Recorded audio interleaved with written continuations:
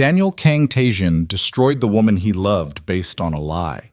And now, standing frozen in a quiet Gangnam Park, he's staring at twin babies who have his eyes, his jawline, his entire face reflected back at him in miniature. The children he never knew existed. The fiancée he publicly humiliated and erased from his life over a year ago is sitting beside that stroller, and she won't even look at him. But the question tearing through his chest isn't whether she'll forgive him. It's whether those children are his, and if they are, what kind of monster does that make him? This is a story about power, betrayal, and the kind of regret that rewrites your entire life. Stay with me until the end. Hit that like button and drop a comment with your city so I can see how far this story travels. Daniel Kang Taejin had rules. The first rule was simple. Betrayal ends in blood or exile, depending on how generous he felt that day. The second rule was even simpler. Never let emotion cloud judgment. He'd built an empire in Seoul's underworld by following those rules without exception, controlling territory from Gangnam to Itaewon, managing debts, weapons, information, and fear with the kind of efficiency that made grown men stammer when his name came up in conversation. But standing in the middle of a quiet park on a Tuesday afternoon, watching a woman he thought he'd buried in his past sit calmly beside a double stroller, Daniel felt every single rule shatter at once. Serafina Vale. The name alone made his chest tighten in ways he refused to acknowledge. She looked different now, thinner, tired, her dark hair pulled into a messy bun instead of the sleek waves she used to wear. She'd always dressed like she belonged at a gala, but today she wore jeans and a faded sweater, pushing the stroller back and forth with one hand while scrolling through her phone with the other. Daniel hadn't planned to be here. He'd been cutting through the park on his way to a meeting when he saw her, and his feet stopped moving before his brain could catch up. Now he stood behind a cluster of trees like some kind of stalker, his hands shoved deep into the pockets of his coat, his pulse doing things it hadn't done in over a year. Then one of the babies started crying. Serafina sighed, setting her phone down and leaning over the stroller. She picked up the child. A boy, Daniel realized, watching the small face scrunch up in discomfort, and held him against her shoulder, murmuring something soft and soothing that Daniel couldn't hear from this distance. The boy turned his head. Daniel's breath caught. The child had his eyes. Not similar, not kind of close, identical. The same dark brown that reflected light in that specific way, the same shape, the same intensity even in a face that small and unformed. And it wasn't just the eyes. The slope of the nose, the sharp angle of the jawline that would grow stronger with age, the way the baby's brow furrowed when he cried. It was like looking into a mirror that had been rewound 29 years. Daniel's vision blurred at the edges. He didn't move. Couldn't move.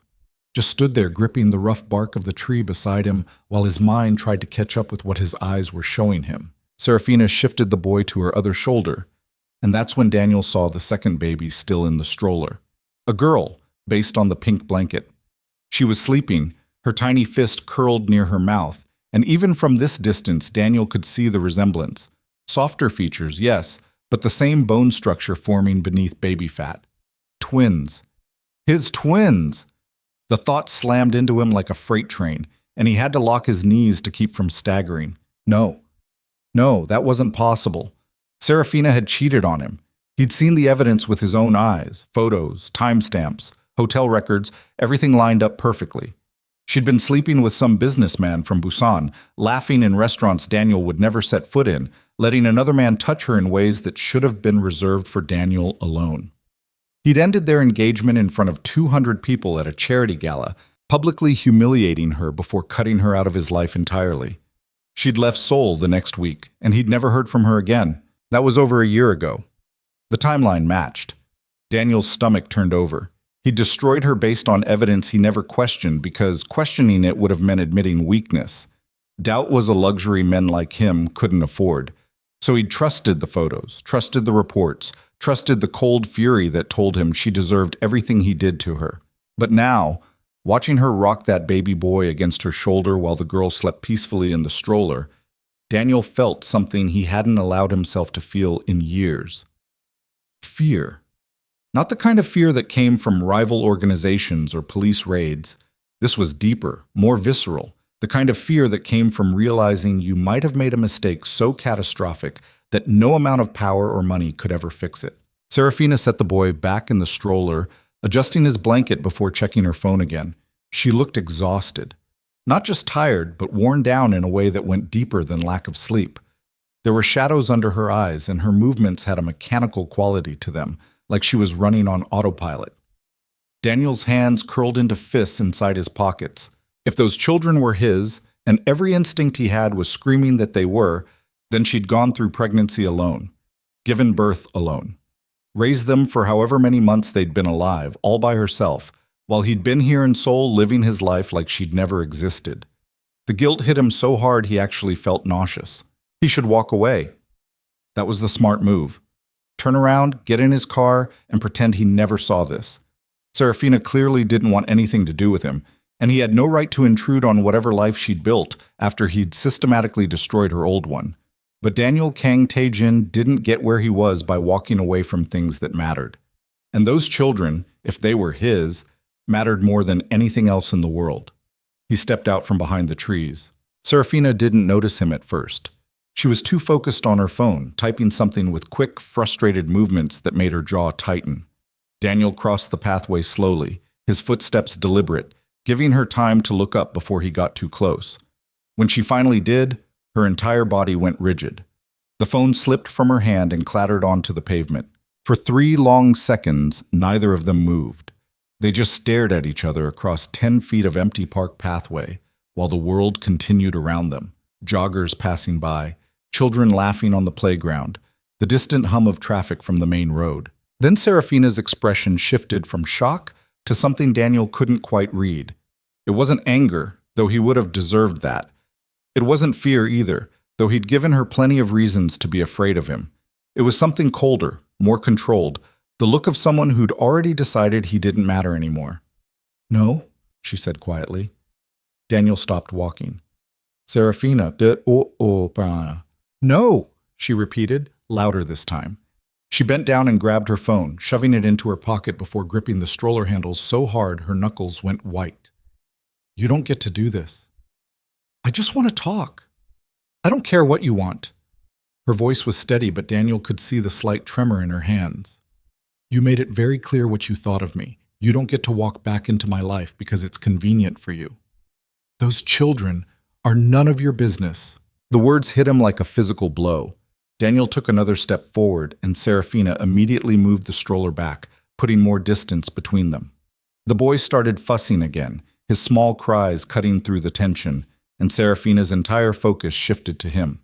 She murmured something soft, adjusting his blanket, her movements gentle despite the anger radiating from every line of her body. "How old are they?" Daniel asked.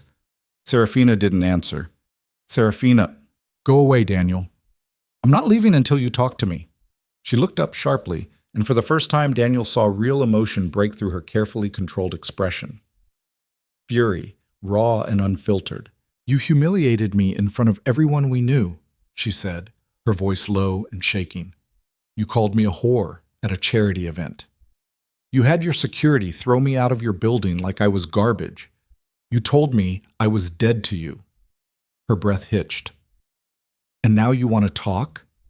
Now you think you have the right to ask me questions?" Daniel felt every word like a knife. "If those children are mine, they're not." But she said it too quickly, and they both knew it. Daniel's jaw tightened. "Let me see them." "No."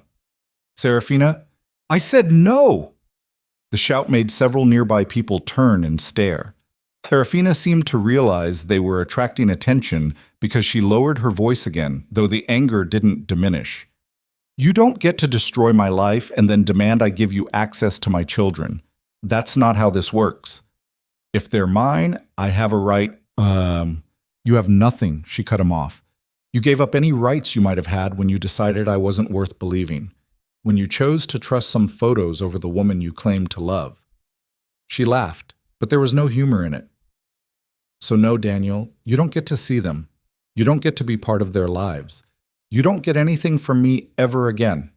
She started walking. Daniel moved to follow her, but she spun around so fast he nearly collided with the stroller. "If you come near us again, I'll file a restraining order, she said. And I'll make sure everyone in Seoul knows exactly what kind of man you really are. So unless you want your reputation even more damaged than it already is, stay away from me and my children. Then she turned and walked away, pushing the stroller down the pathway toward the park exit without looking back once. Daniel stood frozen in place, his heart pounding against his ribs, watching her disappear into the distance. Those were his children. He knew it the same way he knew when someone was lying to him, the same way he knew when a deal was about to go bad. Instinct honed over years of reading people and situations. But Serafina was right about one thing. He'd destroyed any chance of her trusting him the moment he'd chosen to believe evidence over her. Daniel pulled out his phone and dialed a number he hadn't used in months.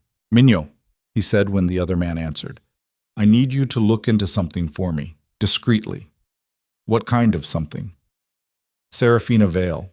Find out everything about her life over the past year and a half. Where she went after leaving Seoul, what she's been doing, who she's been with." He paused. "And find out everything you can about her children." There was a long silence on the other end. "Boss, are you sure that's it?" "Just do it," Daniel cut him off. "And Minho? No one can know about this, not even the others." "Understood." Daniel ended the call and shoved the phone back into his pocket. He stood in the park for another 10 minutes, staring at the spot where Serafina had been sitting, trying to process everything that had just happened. The logical part of his brain told him to let it go. She'd made her position clear, and pushing her would only make things worse. But the part of him that had spent the last year trying to convince himself he didn't care about her anymore, the part that woke up some nights still reaching for her side of the bed, refused to walk away. If those children were his, everything he thought he knew about the past was wrong. And if everything about the past was wrong, then someone had lied to him. Someone had set Serafina up. Daniel's hands clenched into fists. Whoever it was would pay for it. But first, he needed proof. "I saw it?" 3 days later, Minho showed up at Daniel's office with a folder thick enough to be a novel. "You're not going to like this," Minho said, dropping it onto the desk.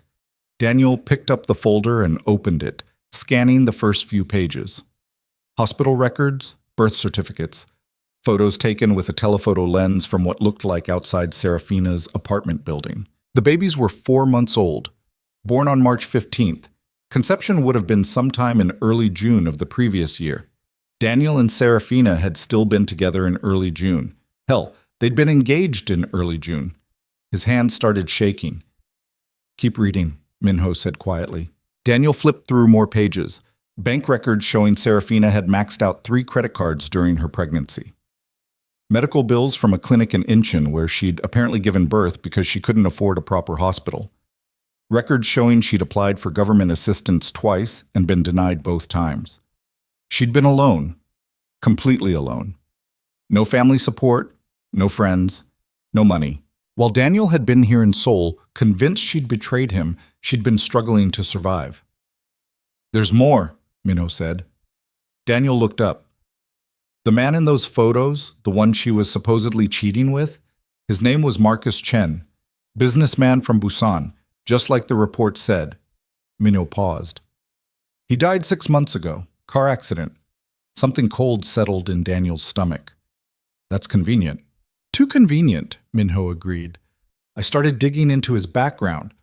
Turns out he and Serafina never met. They were at the same restaurant the night of those photos, but they weren't together. He was having dinner with business associates at a table near the back. She was at a completely different table with some friends." Daniel's grip on the folder tightened. "So the photos, were real but framed to look like something they weren't," Minho finished. "Whoever took them knew enough about photography and timing to make it seem like they were together. And the hotel records? Chen checked into that hotel, but Serafina never did. The timestamps on her supposed check-in were fabricated." The folder crumpled slightly under Daniel's grip. "Who did this?" Minho hesitated. "I don't know yet. But boss, there's something else you need to see." He pulled out his phone, opened a video, and handed it to Daniel. The footage was grainy, clearly from a security camera, but Daniel recognized the location immediately, the parking garage under his building. The timestamp showed it was from 2 weeks ago. In the video, Serafina was loading groceries into her car, an old sedan that looked like it barely ran, when someone approached her from behind. Daniel couldn't see the other person's face because they wore a hoodie, but he could see Serafina's reaction. She backed up against her car, her hands coming up defensively, and even without audio, Daniel could tell she was scared. The hooded figure leaned in close, said something, then walked away. Serafina stood frozen for almost 30 seconds before she grabbed her groceries and practically threw them into the car, her hands shaking so badly she dropped a bag. Then she got in and drove away, her tires squealing on the concrete. "That happened in your building's parking garage," Minho said, "which means whoever that was had access. And boss, that's not the only incident. I found 3 other similar encounters over the past month. Someone's been following her, threatening her." Daniel felt rage building in his chest, hot and suffocating. "Find out who it is."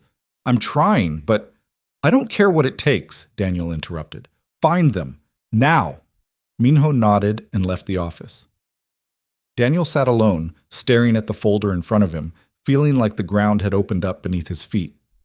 Serafina had never betrayed him. She'd been set up, destroyed, and driven out of Seoul based on lies. And he'd helped. No. He'd been the weapon someone else used to destroy her. The question was who?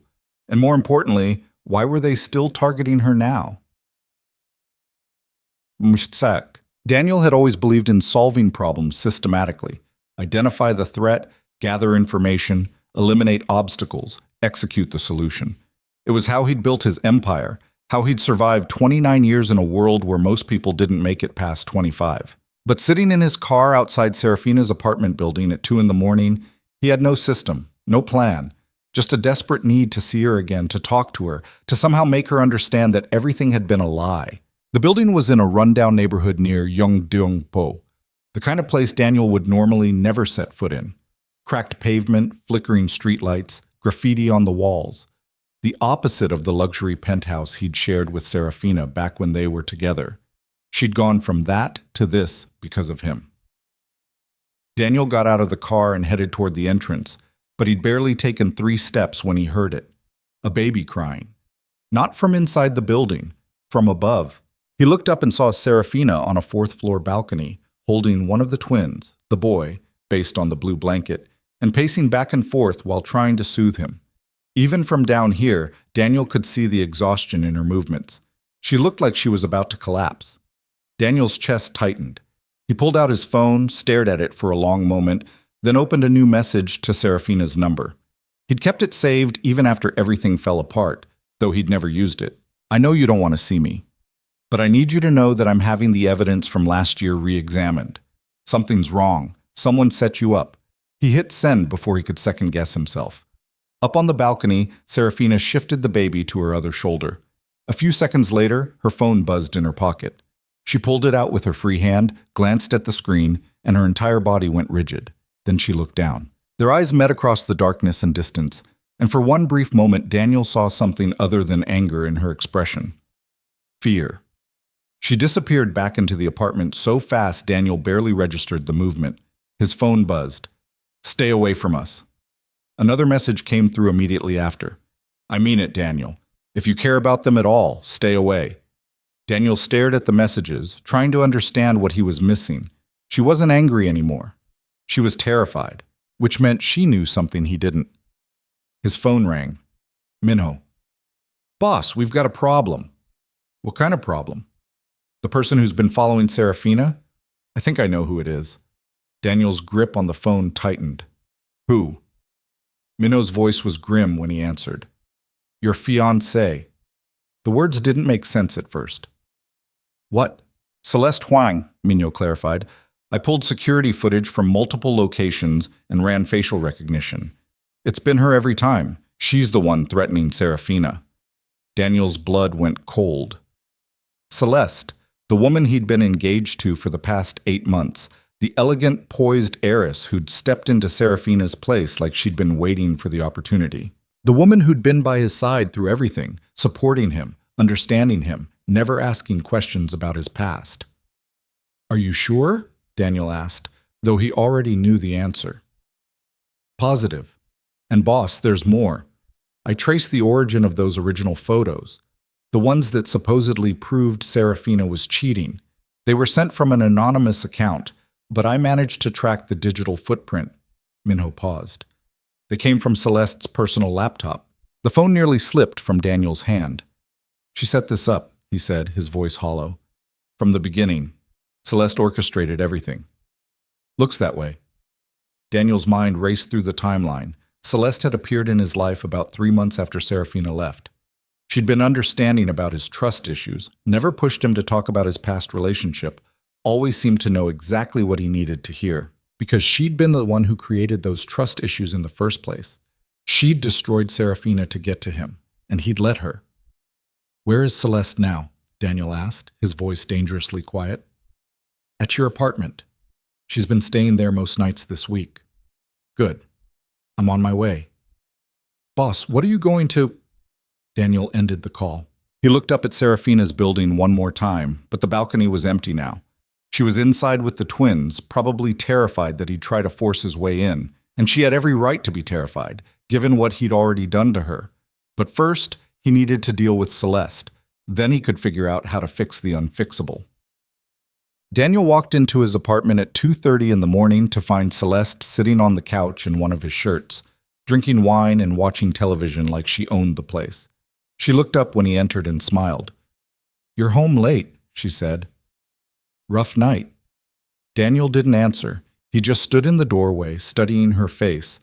The perfect makeup, the carefully styled hair, the practiced expression of concern that had fooled him for 8 months. We need to talk, he said. Something flickered in Celeste's eyes, but her smile didn't falter. Of course. What's wrong? When were you going to tell me about Serafina? The smile vanished. For a long moment, neither of them spoke. The television continued playing in the background, some late-night drama that Daniel couldn't focus on. All he could see was the woman in front of him slowly realizing that her carefully constructed lies were falling apart. I don't know what you're talking about, Celeste finally said, but her voice had lost its warmth. The photos, Daniel said quietly. The evidence that supposedly proved she was cheating on me. You sent them. That's ridiculous. Marcus Chen never touched her. He didn't even know her. You fabricated everything because you wanted me, and she was in the way. Celeste stood up slowly, setting her wine glass down with deliberate care. You're upset, she said. I understand. Seeing her again must have been difficult. Stop lying to me. The command came out harder than Daniel intended, and Celeste actually flinched. I have proof, Daniel continued.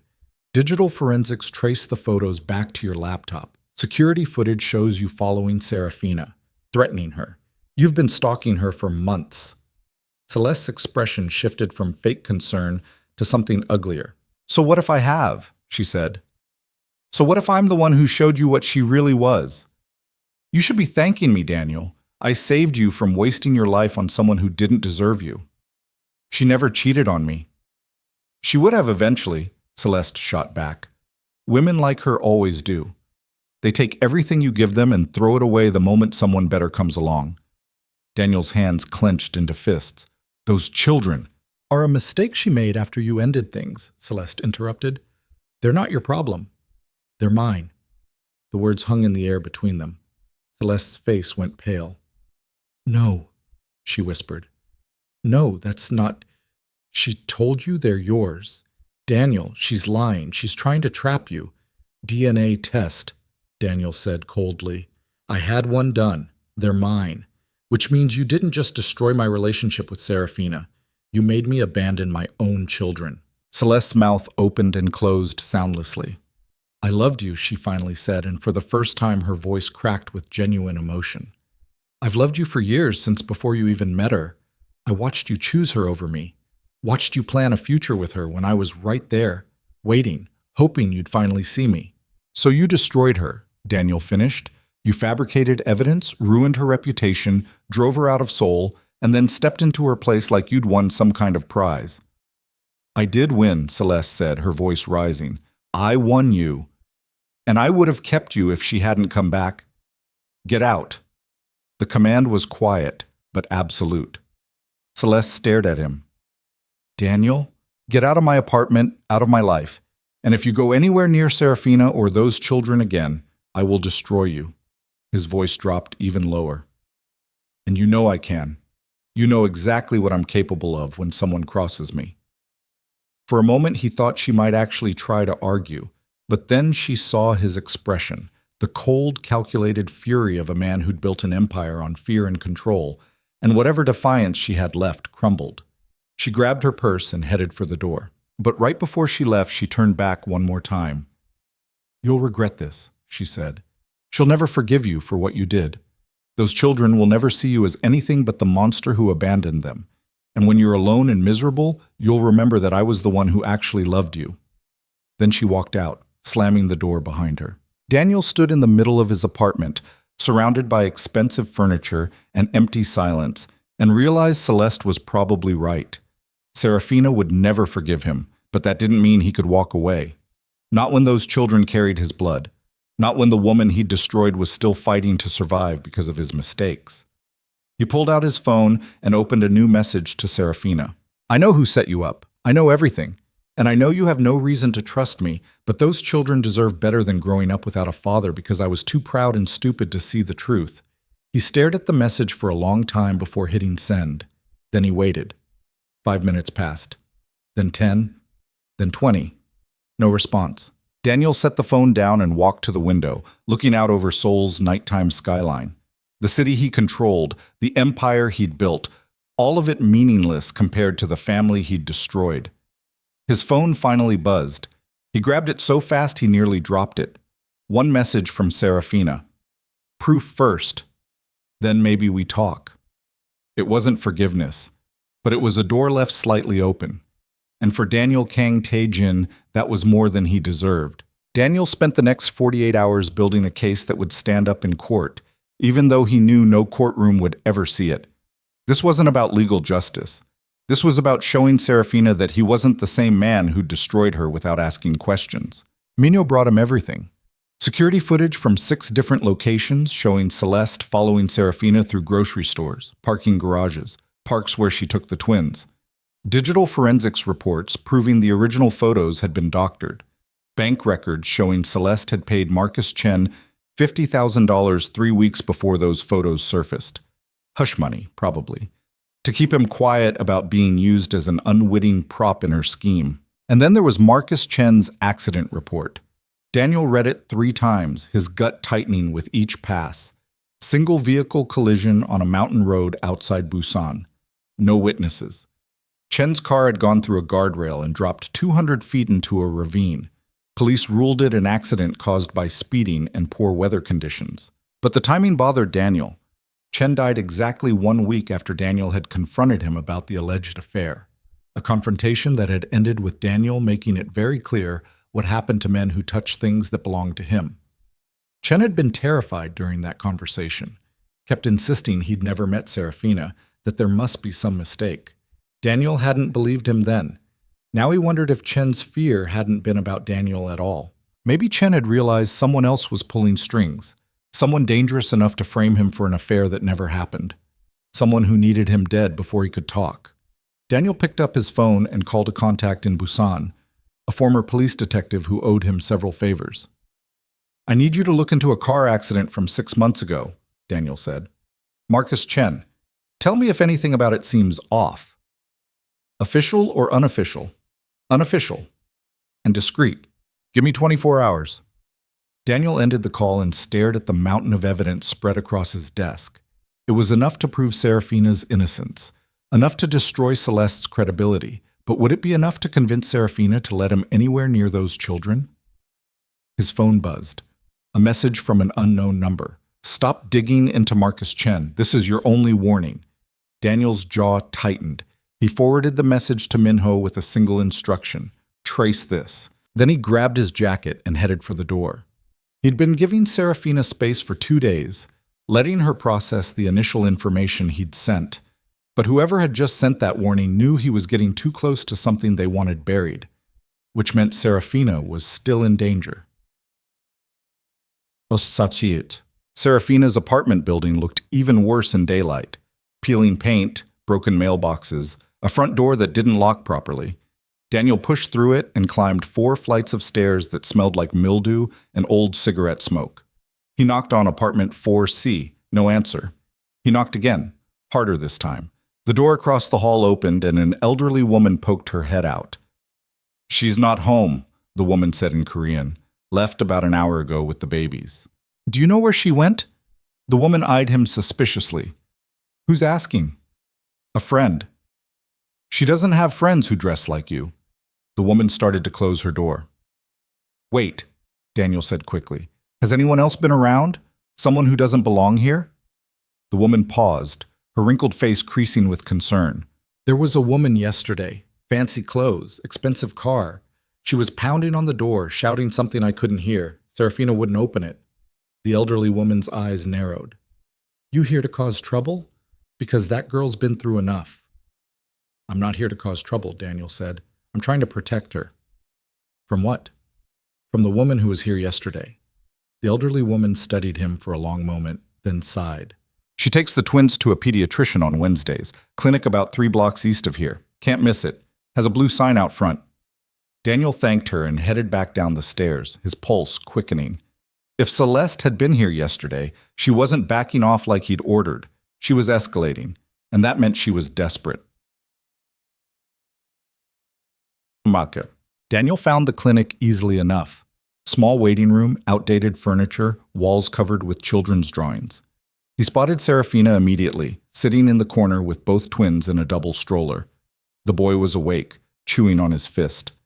The girl was sleeping. Serafina looked up as Daniel entered, and her entire body tensed.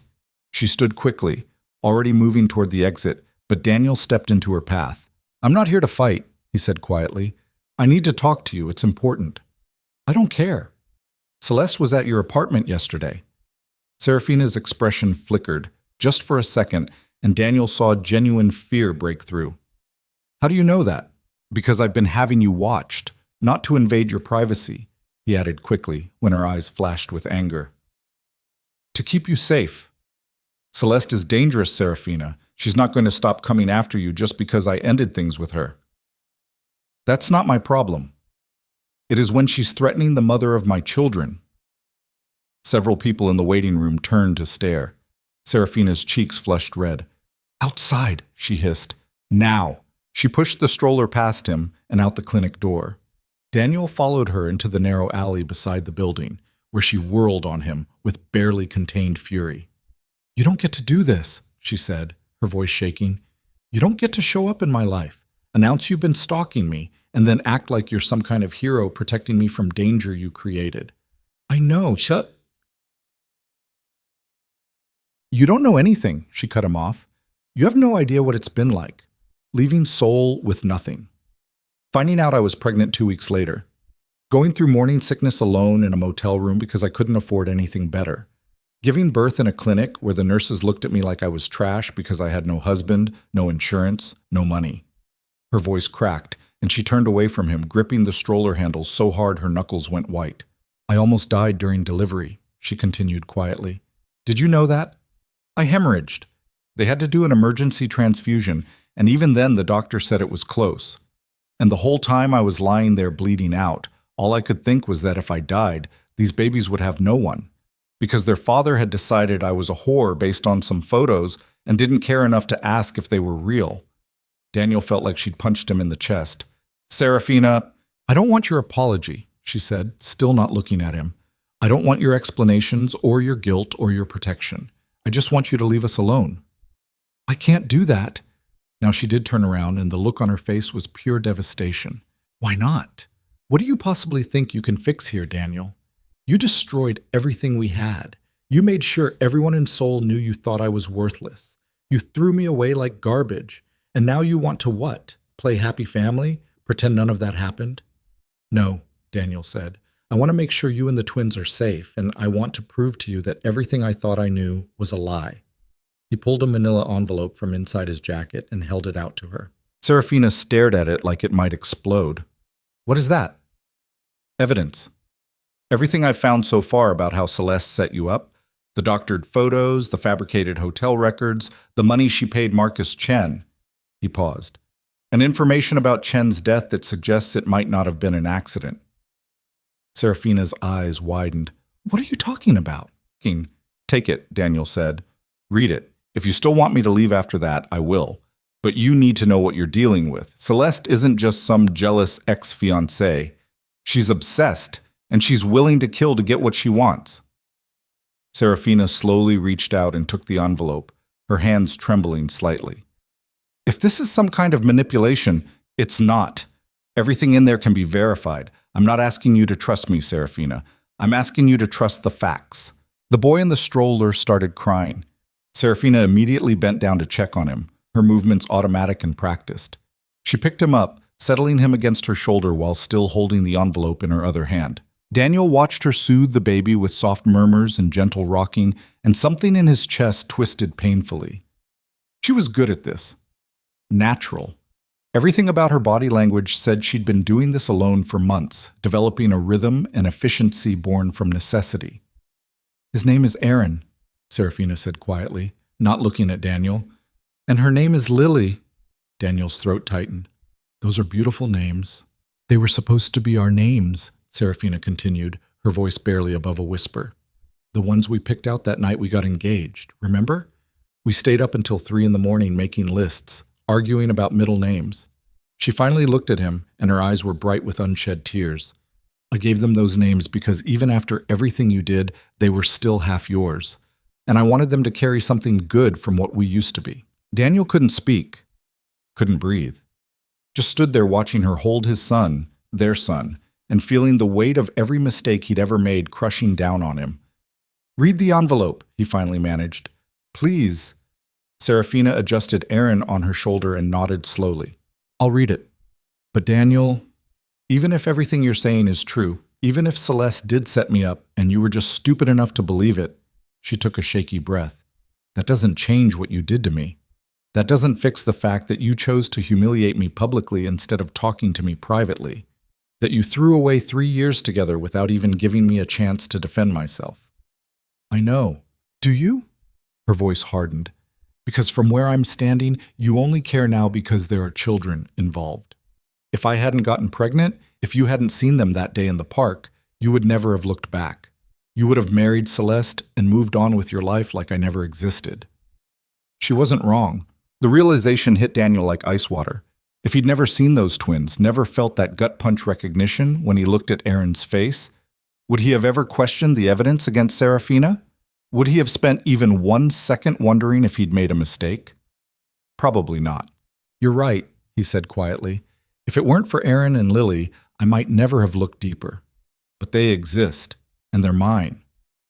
And that means everything I did to you affects them too. So even if you never forgive me, even if you hate me for the rest of your life, I need to make sure you're all safe. Serafina stared at him for a long moment. I need to go, she finally said. The appointment's in 10 minutes. She put Aaron back in the stroller and started walking toward the clinic entrance. Serafina. She stopped but didn't turn around. I loved you, Daniel said. I know that doesn't matter now. I know I destroyed it. But I need you to know that what we had was real for me. It wasn't something I could just forget or replace, no matter how hard I tried. Her shoulders tensed. If that were true, you would have trusted me, she said softly. Then she pushed the stroller through the clinic door and disappeared inside. Daniel stood in the alley alone, his hands shoved deep in his pockets, wondering how you apologized for destroying someone's entire life. The detective from Busan called that evening while Daniel was staring at paperwork he couldn't focus on. Found something interesting about that accident, the detective said without preamble. Chen's car was serviced the day before he died. Full inspection, new brakes. Mechanic said everything was in perfect condition. Daniel sat up straighter. And the crash investigation report says brake failure was the primary cause of the accident. But if the brakes were brand new, that doesn't add up. The detective paused. I talked to the mechanic off the record. He said when he heard about the accident, he immediately checked his work logs because he was worried he'd made a mistake. But everything was documented correctly. The brakes he installed were top of the line, properly fitted, tested before Chen drove off. So what caused them to fail? That's the thing. They probably didn't. Or at least, they didn't fail naturally. Someone would have had to tamper with them after Chen left the shop. Daniel's grip on the phone tightened. Can you prove that? Not without reopening the investigation, which would require evidence of foul play. And officially, there isn't any. The car was too damaged in the crash to determine if the brake failure was mechanical or external. The detective sighed. But, off the record, someone wanted Chen dead and made it look like an accident, and they were good enough to fool the police. Daniel thanked him and ended the call. Then he sat in his office, staring at the city lights outside his window, and felt something cold settle in his stomach. Celeste hadn't just destroyed Serafina's reputation, she'd killed a man to cover her tracks, which meant she wouldn't hesitate to kill again if she felt threatened. Ike. Daniel's phone rang at 3 in the morning. He was awake anyway, had been for hours, so he answered on the first ring. Minho's voice was tight with urgency. Boss, we have a problem. Celeste just withdrew $500,000 in cash from one of her accounts, and she bought a plane ticket to Hong Kong, leaving tomorrow afternoon. She's running. Looks like it, but that's not all. I traced the warning message you got earlier. It came from a burner phone, but I managed to track its location. Minho paused. Boss, the phone was in the same parking garage as Serafina's building when the message was sent. Daniel was out of bed and grabbing clothes before Minho finished talking. Send me the address. I'm going there now. Daniel, wait. I think you should bring backup. If Celeste is desperate enough to run, she might be desperate enough to... Send me the address, Daniel repeated, his voice hard. He ended the call, threw on jeans and a jacket, and was in his car 5 minutes later.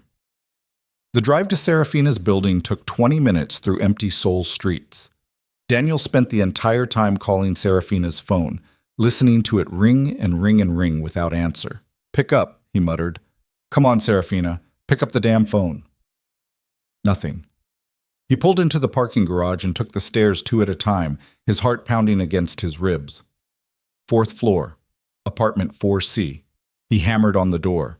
Serafina, open the door. Silence. Daniel slammed his palm against the wood hard enough to hurt. Serafina, I know you're angry, but I need to know you're safe.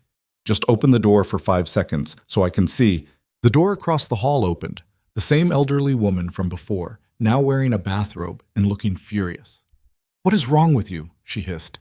It's 3 in the morning. Those babies need sleep. Is Serafina home? How should I know? I'm not her keeper. The woman started to close her door, then paused. Although, I did hear her leave earlier, maybe around midnight. She had both babies with her, which was odd. Usually she doesn't take them out that late. Daniel's blood went cold. Which direction did she go? I don't know. I was half asleep. Think, Daniel said, his voice sharp enough to make the woman flinch. Then he forced himself to soften his tone. Please. This is important. Did you hear anything? A car engine? Voices? Anything? The woman frowned, thinking. There was a car. Black sedan, I think. I heard it pull up right before she left. And there might have been someone with her.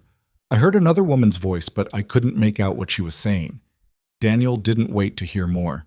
He turned and ran back down the stairs, pulling out his phone and calling Minho. Celeste has her, he said as soon as Minho answered. Track Celeste's phone now. On it.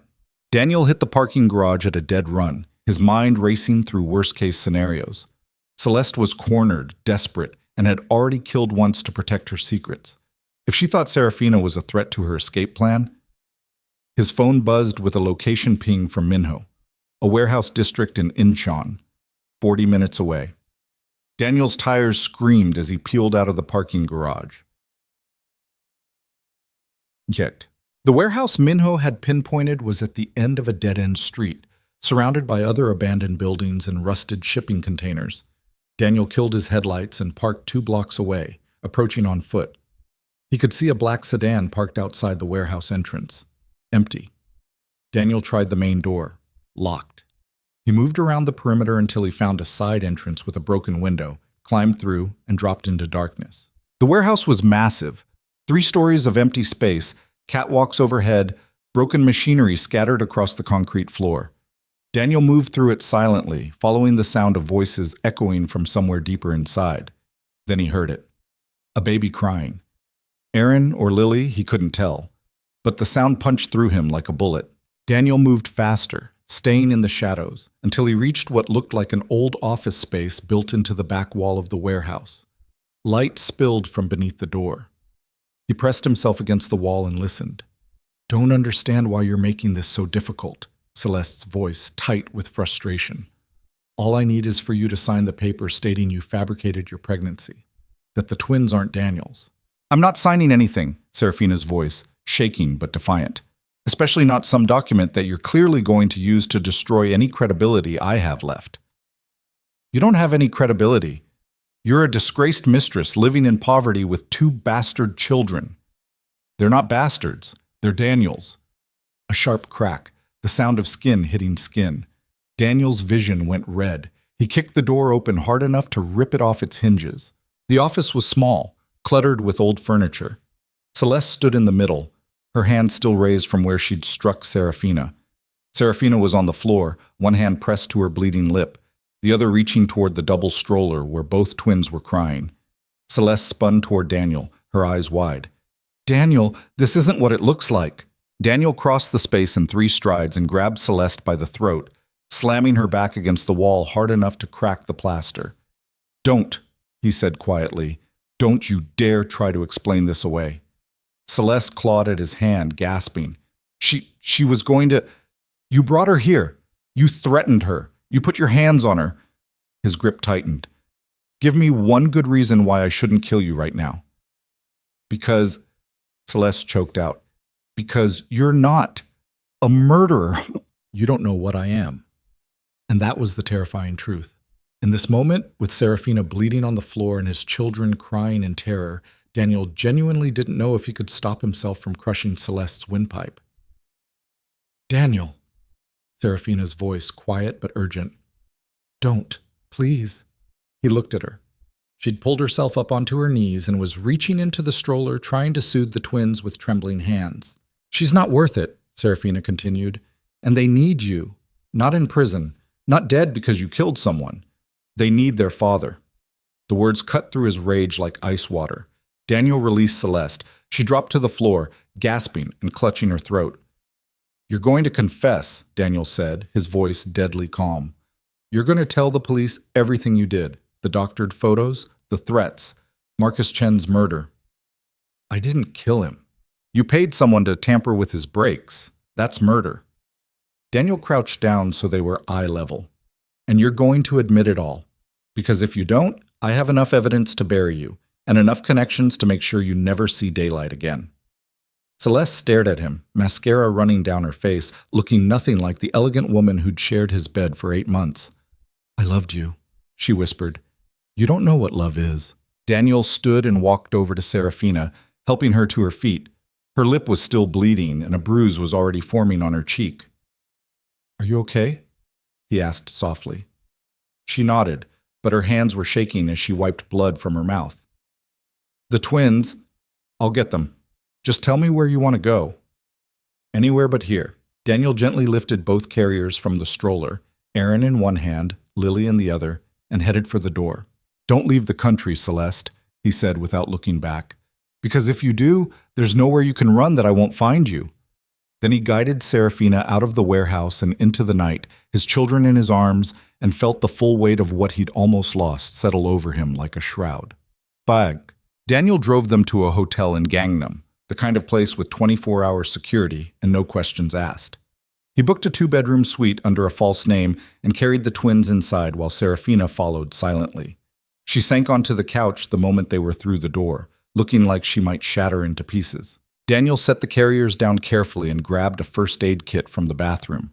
When he came back, Serafina was staring at nothing, her hands clenched in her lap.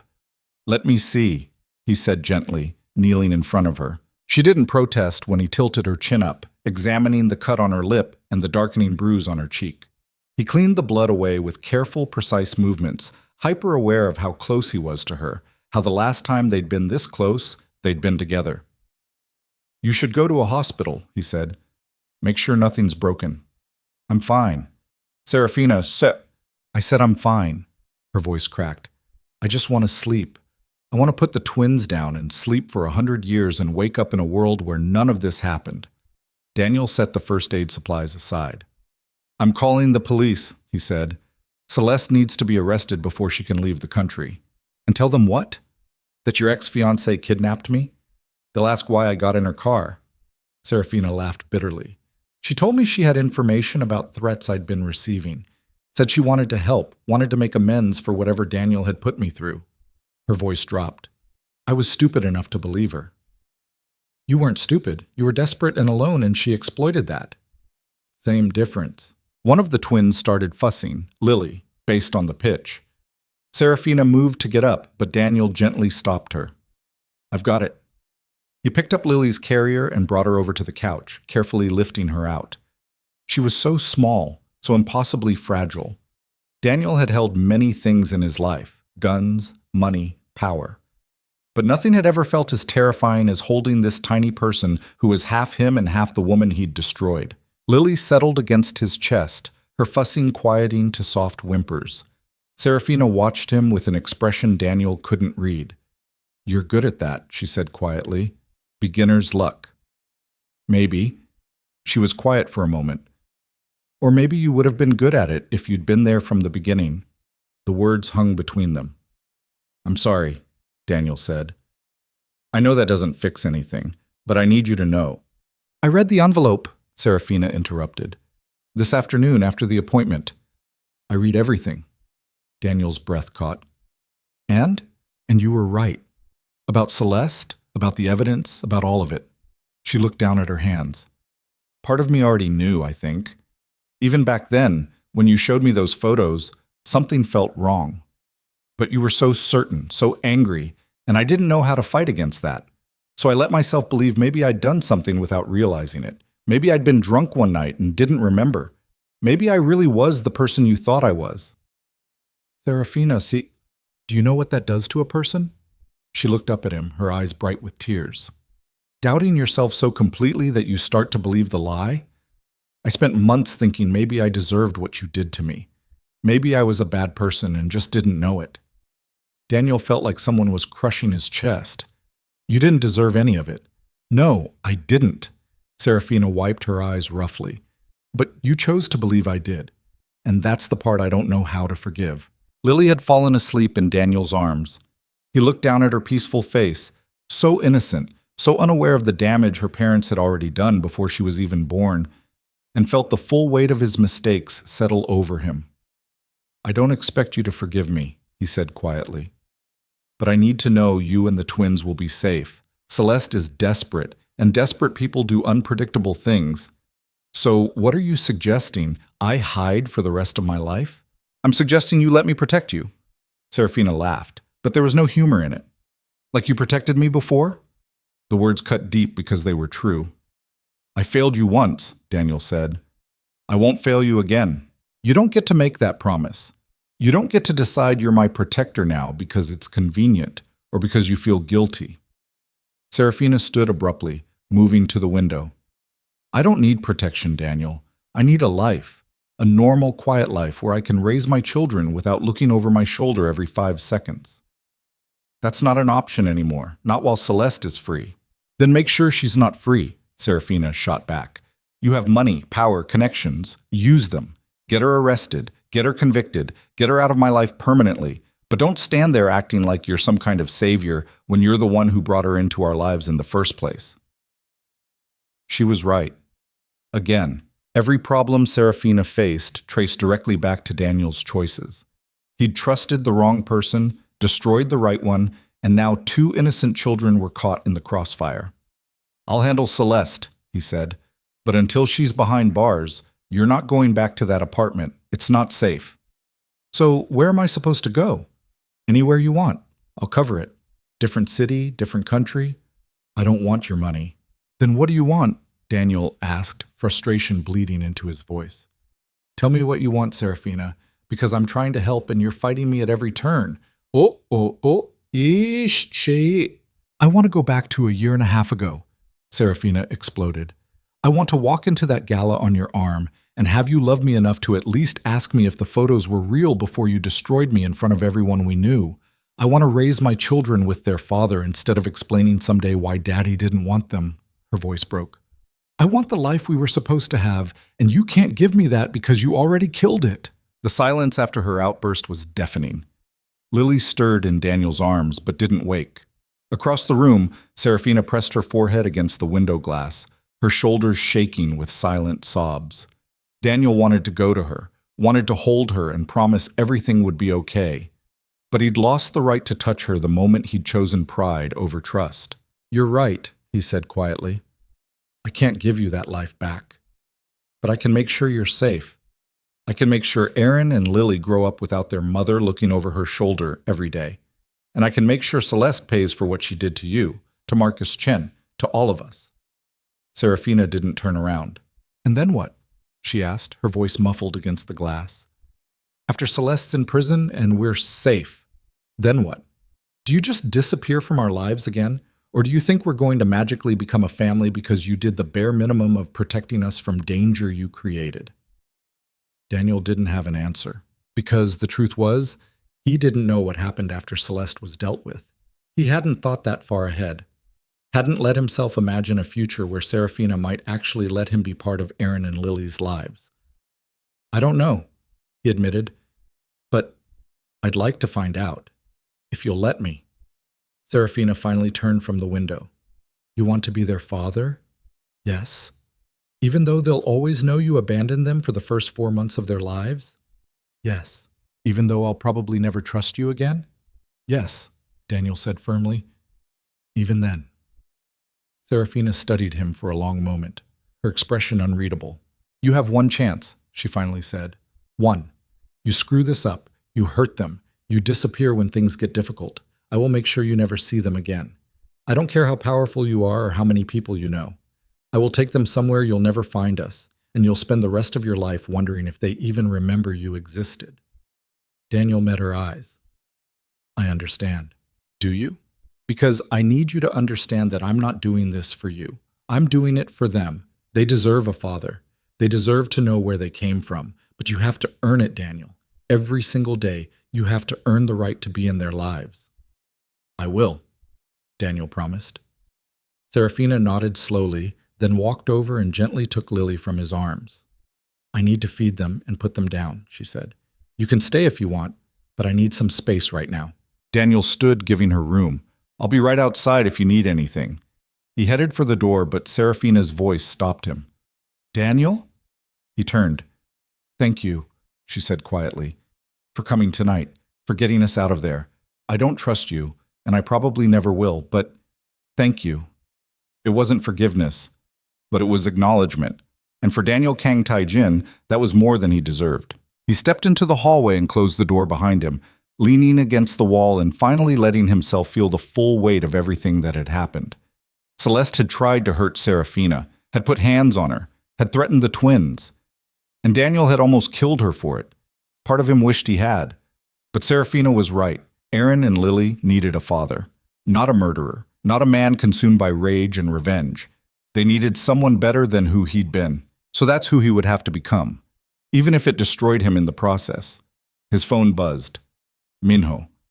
"Boss, I've got units watching Celeste's apartment and the airport. If she tries to run, we'll know." "Good. And Minho?" "Yeah?" "I need you to pull together everything we have on her, every piece of evidence, every connection, every crime. I want an airtight case that even the best lawyers in Seoul can't tear apart." "You're really going to turn her in?" "Yes." There was a long pause. "She's going to fight back," Minho said. "She has resources, connections of her own." "I don't care," Daniel interrupted. "She touched Serafina. She put my children in danger. There's no coming back from that." "Understood." Daniel ended the call and slid down the wall until he was sitting on the floor, his head in his hands. Somewhere on the other side of that door, Serafina was feeding their children, rocking them to sleep, building a life from the ruins he'd created. And Daniel sat in a hotel hallway, wondering if he could become the kind of man who deserved to be part of that life, or if he was already too broken to be fixed. Daniel didn't sleep. He sat in the hotel hallway until dawn broke through the windows at the end of the corridor, his back against the wall, his phone clutched in one hand. Every hour he checked the security feed Minho had set up, cameras watching Celeste's apartment, her car, the private airport terminal she'd used before. Nothing moved. No lights came on. No vehicles departed. Celeste was staying put. That bothered him more than if she'd run. Around 6 in the morning, the suite door opened. Serafina stood in the doorway, dark circles under her eyes, her hair tangled from a restless night. She looked at Daniel still sitting on the floor, and something flickered across her face. Surprise, maybe, or resignation. "You actually stayed," she said. "I told you I would." She leaned against the doorframe, crossing her arms. "The twins are asleep, finally. Aaron wouldn't settle down. I think he could sense something was wrong." Her voice was hoarse, like she'd been crying. "Do you want coffee? The suite has a machine." Daniel stood, his joints protesting from hours on the hard floor. "I should go. You need rest." "I'm not going to rest," Serafina cut him off. "Every time I close my eyes, I see Celeste's face. I feel her hand hitting me." She touched her bruised cheek unconsciously. "So yes, I want coffee, and you're going to tell me exactly what happens next." They sat at the small dining table while the coffee brewed, the silence between them thick with unspoken things. Through the open bedroom door, Daniel could see the portable cribs he'd had delivered in the middle of the night. 2 small shapes bundled in blankets. His children. The concept still felt surreal. "Mignot's compiling evidence," Daniel said once they both had cups in front of them. "Everything we have on Celeste, the doctored photos, the payments to Marcus Chen, security footage of her following you, the threats, we'll turn it over to the police today. And if they don't believe you, if Celeste has connections that make the evidence disappear, then I'll make sure it goes public. Media, social networks, everywhere. She won't be able to show her face and soul ever again." Serafina wrapped both hands around her mug, staring into the dark liquid. "You're going to destroy her the way you destroyed me." Daniel's chest tightened. "Yes. Does that make you feel better, knowing you can ruin someone else's life as payment for ruining mine?" "No," Daniel admitted, "but it's all I know how to do." Serafina looked up at him, her expression unreadable. "That's the saddest thing I've ever heard you say." Before Daniel could respond, his phone rang. Minho. He answered immediately. "Tell me something good." "Can't do that, boss." Minho's voice was tight. "Celeste is gone.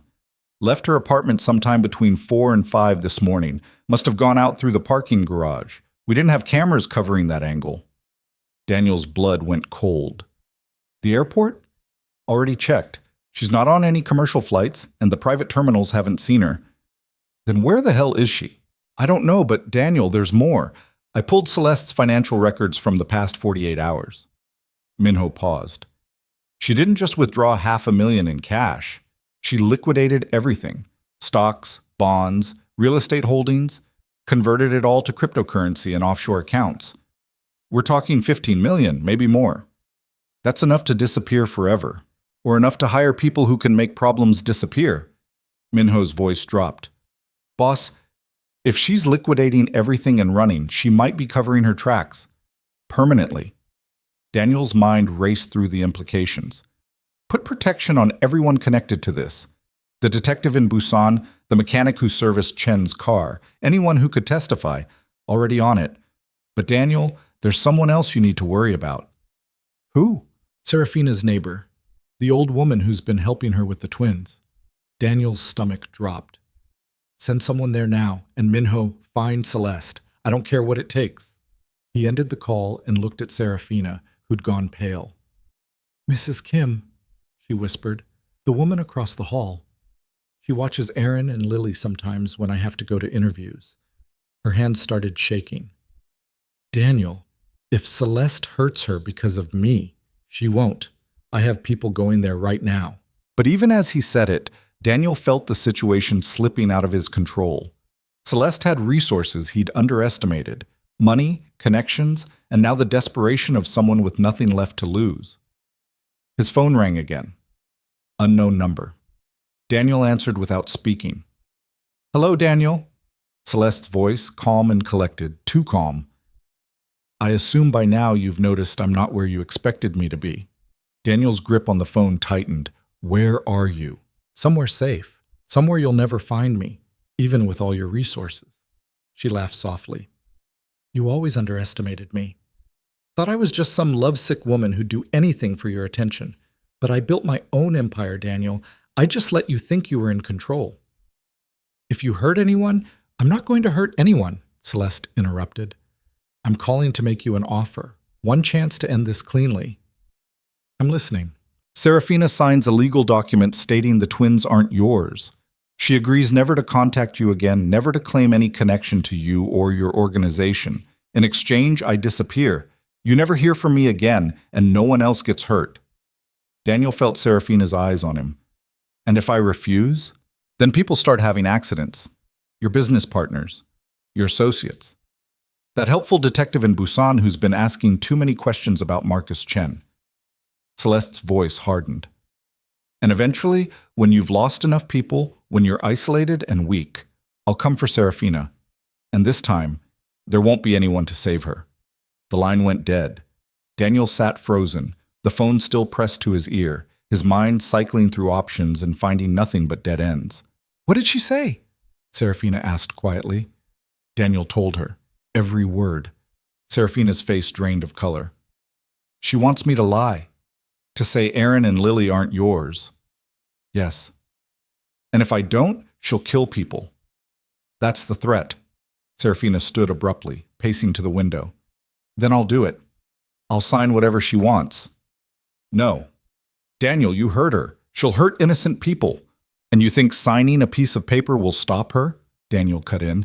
Celeste doesn't want a legal document. She wants you destroyed so completely that even if you tell the truth later, no one will believe you. She wants those children to grow up thinking I abandoned them by choice. So what do you suggest? We just let her kill people until she gets bored? I suggest we find her first. How? You just said she has $15 million in connections everywhere. She could be in another country by now. Daniel stood and moved to where Serafina was standing, keeping enough distance to not crowd her, but close enough to make sure she heard him. Celeste made a mistake, he said. She called me from a phone, which means that phone has a signal, which means Minho can trace it. She's not stupid. She probably used a burner and destroyed it immediately after. Probably, but people make mistakes when they're angry, and Celeste was angry during that call. I heard it in her voice. She wanted me to know how clever she'd been, how much she'd outsmarted me. Daniel pulled out his phone. That kind of pride makes people careless. He called Minho back. The call I just got. Tell me you were tracking it. Already on it. Signal pinged off 3 towers in Gangnam before it went dead. I'm narrowing down the location now. How long? Give me 30 minutes. Daniel ended the call and turned back to Serafina. We're going to find her, and when we do, this ends. How does it end, Daniel? You kill her? You become exactly the kind of person she thinks you are? If that's what it takes to keep you and the twins safe, yes. Serafina stared at him, and something in her expression shifted. Not fear, something deeper. I believe you, she said quietly. That's the terrifying part. I actually believe you would kill someone for us. Does that change anything?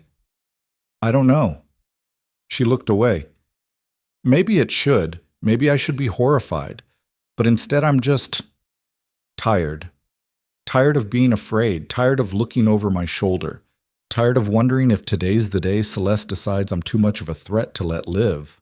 One of the twins started crying. Aaron based on the pitch. Serafina immediately moved toward the bedroom, her maternal instincts overriding everything else. Daniel followed her, watching as she lifted Aaron from his crib and held him against her shoulder with practiced ease. He's hungry, she said. Can you get a bottle from the warmer? They're already prepared. It took Daniel a moment to process that she was asking him to help. Trusting him with something this basic, this important. He found the bottle warmer on the dresser, tested the temperature the way he'd seen in movies, and brought it to Serafina. She settled into the armchair by the window, adjusting Aaron in her arms before offering him the bottle. He latched on immediately, his small hands curling around Serafina's fingers. Daniel stood awkwardly in the middle of the room, unsure where he fit in this picture. You can sit, Serafina said without looking up. You don't have to hover like a stranger. Daniel sat on the edge of the bed, watching mother and son in the early morning light. Lily was still sleeping peacefully in her crib, one tiny fist thrown above her head. Do they look like me? Daniel asked quietly. Yes, too much. Serafina's voice was soft. Sometimes I look at Aaron's face and I see you the night you proposed, remember? We were at that restaurant overlooking the Han River, and you were so nervous you could barely get the words out. I thought you were going to say no. I almost did, Not because I didn't love you, but because I was scared of what loving you meant. You were dangerous, Daniel. Everyone knew it. But I convinced myself that dangerous could be different when it was directed at protecting someone rather than destroying them. I failed you, Daniel said. I know that. I became the thing you were afraid of. You became worse because I trusted you not to hurt me, and you did it anyway. Aaron finished the bottle. Serafina lifted him to her shoulder, patting his back gently until he burped. The domestic normalcy of it all made Daniel's chest ache. This was what he'd thrown away. This quiet morning intimacy. This trust. This life. His phone buzzed. Text from Minho. Got her. Penthouse suite, Swopatsa suite at the Plaza Hotel. She's been there for 2 days. Daniel stood immediately. I have to go. Serafina looked up sharply. You found her? Yes. Then I'm coming with you. Absolutely not. It's too dangerous. She threatened me, Daniel. She hit me. She kidnapped me and my children. Serafina stood, still holding Aaron. I deserve to face her. And what about the twins? You're just going to leave them here alone? Call your people. Have someone you trust stay with them. Her jaw set in that stubborn way Daniel remembered. I'm not asking permission. I'm telling you I'm coming.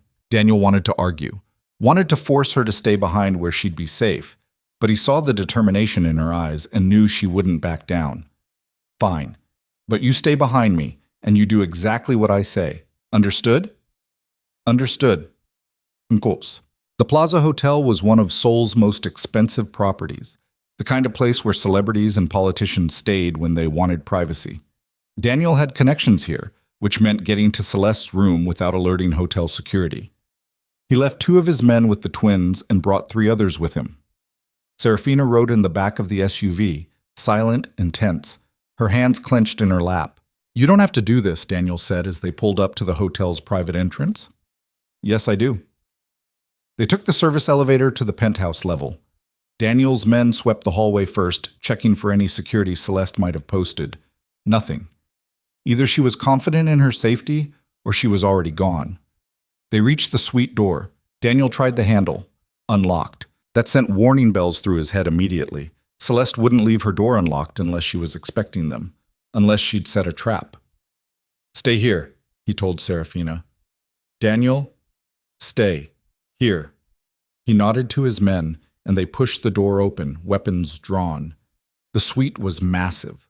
Floor-to-ceiling windows overlooking the city, luxury furniture, artwork on the walls. And sitting calmly on the couch in the center of the room, a glass of wine in her hand, was Celeste. She looked up when they entered and smiled. Daniel, right on time. Daniel moved into the room slowly, his eyes scanning for threats. His men fanned out, checking the bedrooms and bathrooms. All clear. You wanted to talk, Daniel said. So talk. I wanted to see your face when I told you the truth. Celeste took a sip of wine. The whole truth, not just the parts you figured out. I know you framed Serafina. I know you killed Marcus Chen. What else is there?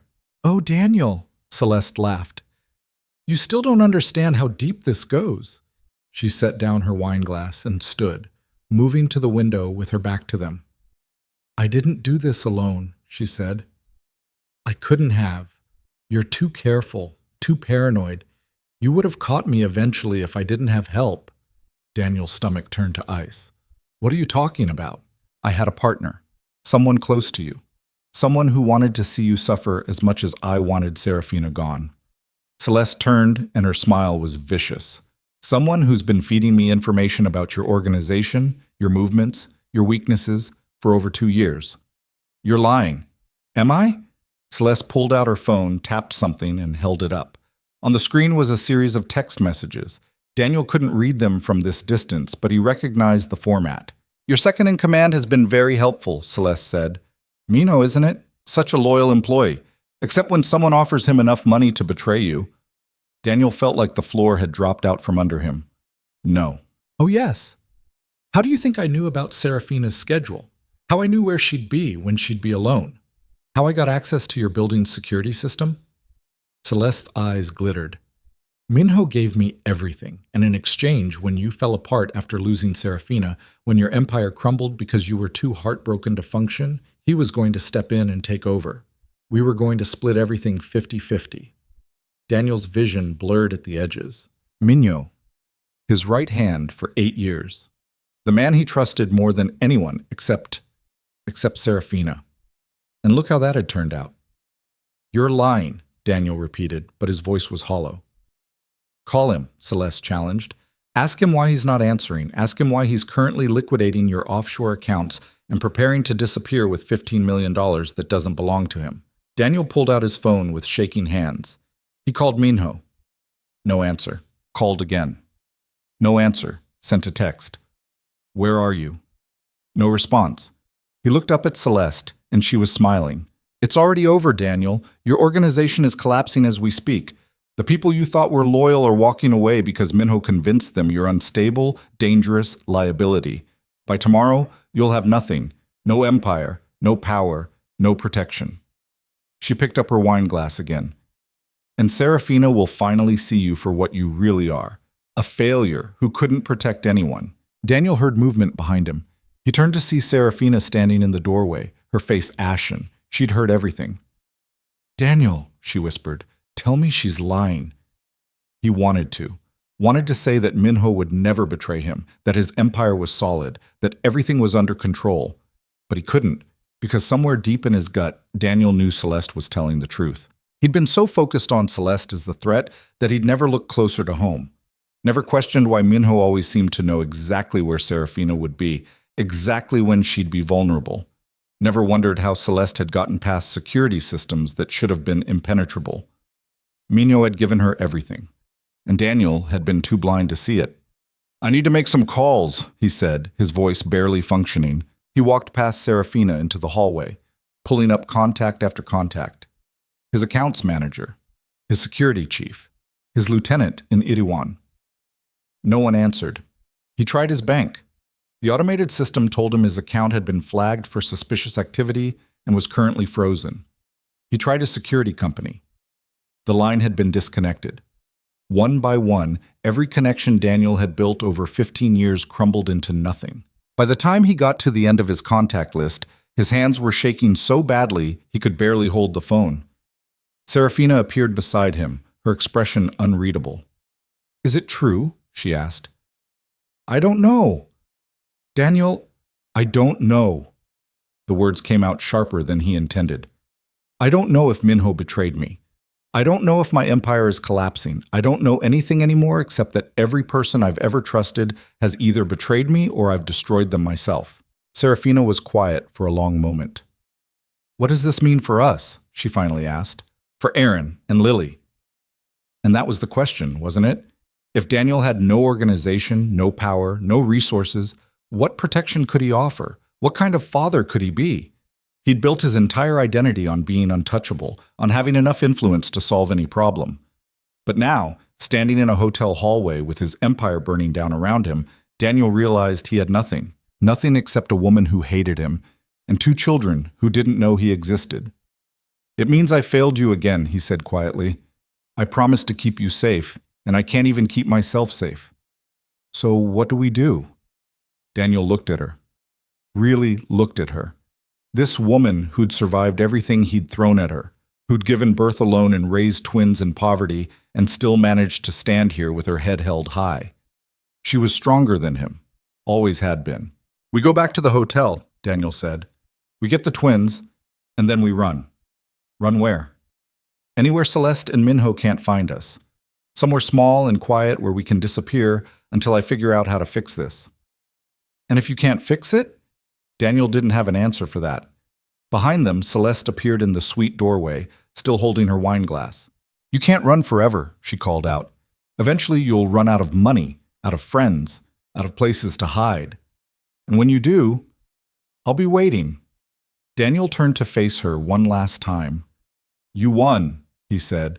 Congratulations, you destroyed me. Does it feel as good as you thought it would? Celeste's smile faltered just slightly. Better, she said, but her voice wavered. Daniel took Serafina's hand, the first time he'd touched her deliberately since everything fell apart, and led her toward the elevator. They rode down in silence, surrounded by Daniel's remaining men, who had no idea their boss's world had just collapsed. When they reached the SUV, Daniel's phone finally rang. Minho's name on the screen. Daniel answered. "You have 10 seconds to convince me not to kill you," he said. "Boss, I don't know what Celeste told you, but you have to listen to me." "Did you betray me?" Silence on the other end. That silence told Daniel everything he needed to know. "Why?" he asked, his voice hollow. "Because you were never going to step aside," Minho said quietly. "Because I spent 8 years watching you build an empire and realizing you'd run it into the ground before you'd ever let someone else take over. Because when Celeste approached me 2 years ago with a way out, I took it." "2 years," Daniel repeated. "You've been planning this for 2 years." "I'm sorry." "No, you're not."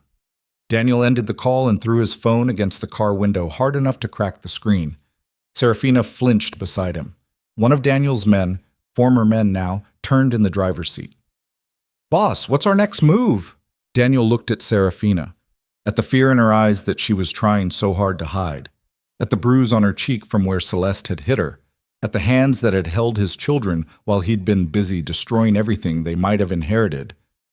"Take us back to the hotel," he said. "Then you and the others are free to go. Tell everyone Daniel Kang's reign is over."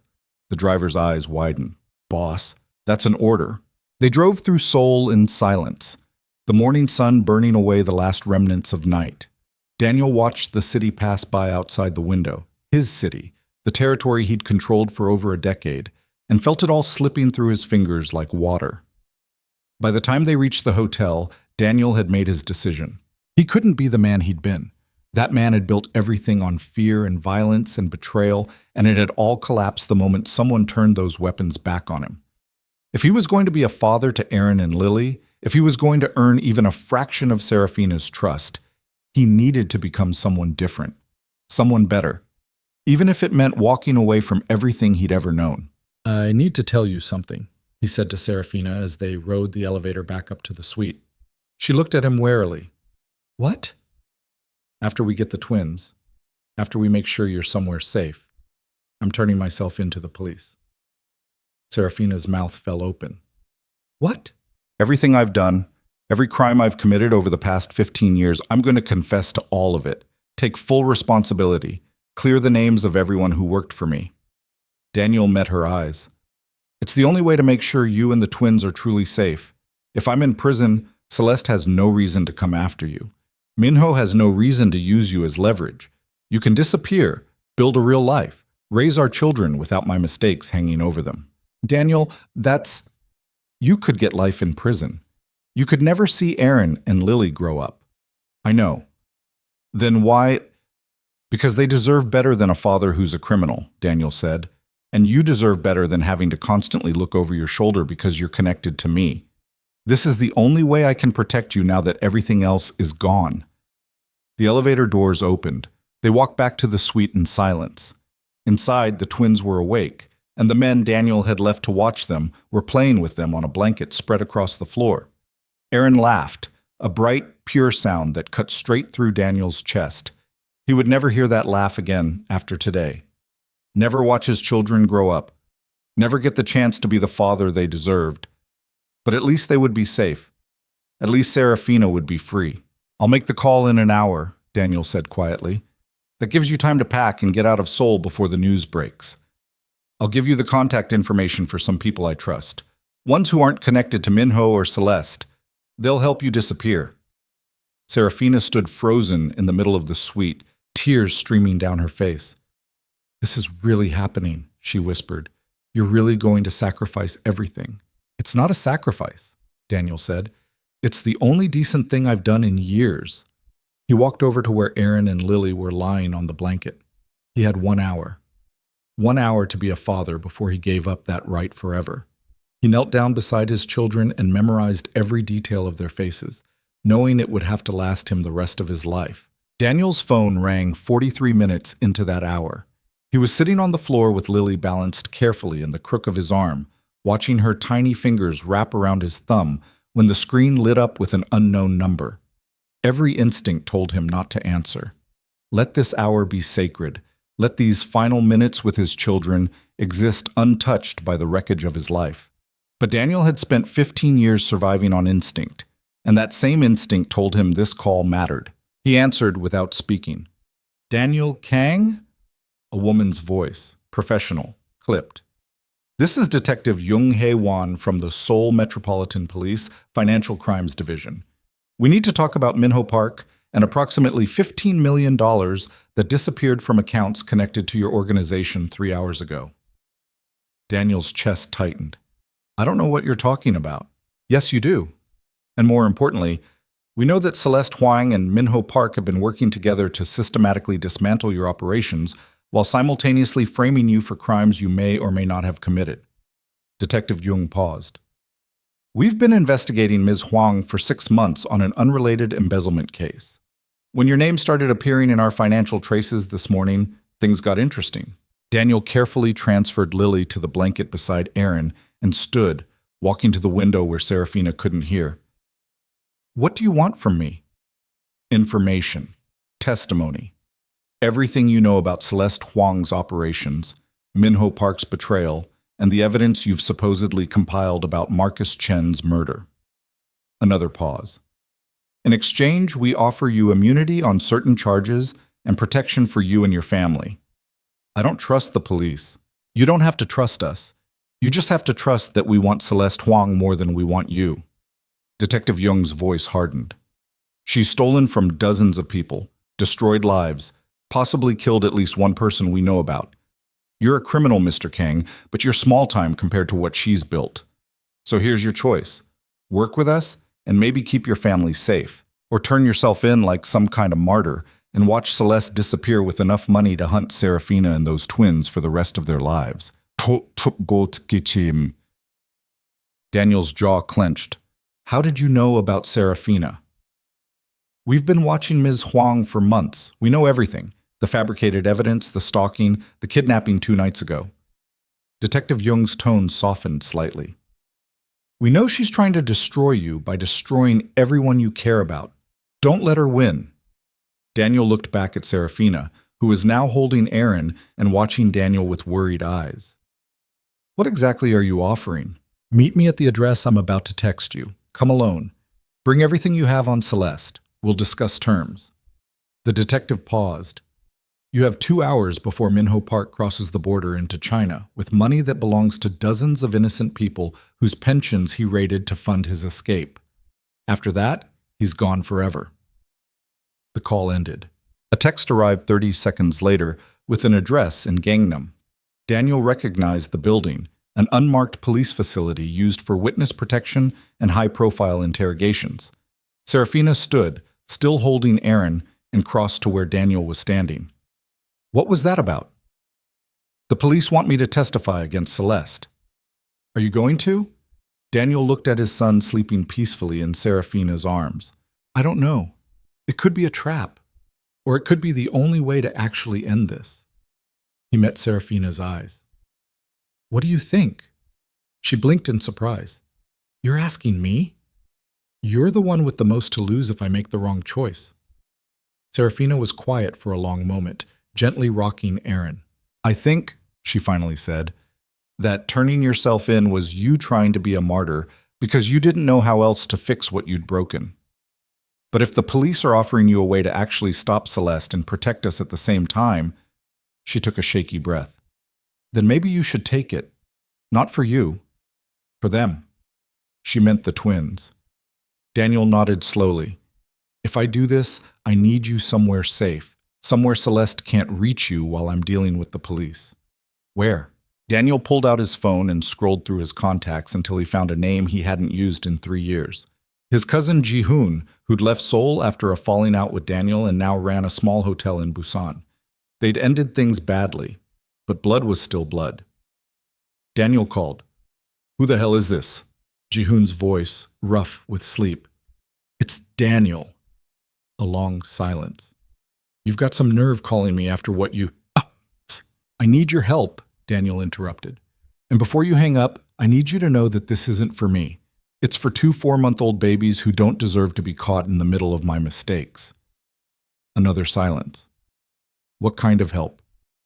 I need you to hide someone for me. Maybe for a few days, maybe longer. Someone who's in danger because of me. Jesus, Daniel, what did you get yourself into? Something I'm trying to get out of. Will you help or not? Jihoon sighed. Send me the details, but Daniel, after this, we're done. I don't want your life anywhere near mine ever again. Understood. Daniel ended the call and looked at Serafina. Pack whatever you need for you and the twins. My cousin will meet you at his hotel in Busan. It's small, quiet. No one will think to look for you there. What about you? I'm going to meet with this detective. Give her everything I have on Celeste. Try to make a deal that doesn't end with me in prison for the next 20 years. Serafina shifted Aaron to her shoulder. Daniel, if this goes wrong, it won't. But if it does, then you take the twins and you disappear, Daniel said firmly. You build a life somewhere far away from Seoul, and you make sure they never know who their father really was. Tears welled in Serafina's eyes. They deserve to know you, even if you're not perfect, even if you've made terrible mistakes. Her voice cracked. They deserve to know their father tried. Daniel reached out slowly, giving her time to pull away, and gently touched Aaron's small head. I'll come back, he promised. Whatever it takes, I'll fix this, and I'll come back. The police facility was exactly as grim as Daniel expected. Concrete walls, fluorescent lighting, the smell of old coffee and anxiety. Detective Young met him in an interrogation room that looked like it had seen 1,000 confessions. She was younger than Daniel expected, mid-30s, sharp suit, sharper eyes. She gestured to a chair across from her. Sit. Let's talk about how to destroy Celeste Huang. Daniel sat, placing the folder of evidence on the table between them. Before we start, I need guarantees. Full immunity for Serafina Vale on anything connected to this case. Protection for her and my children. And I want Celeste arrested before the day is over. That's a tall order. That's the price. Detective Jung studied him for a moment, then opened the folder and began reading. Her expression remained neutral as she flipped through page after page of evidence. The doctored photos, the financial transfers, the security footage of Celeste stalking Serafina. When she reached the section on Marcus Chen's death, her eyebrows rose. This is substantial, she said quietly. If even half of this holds up in court, we can charge her with conspiracy, fraud, stalking, kidnapping. She looked up.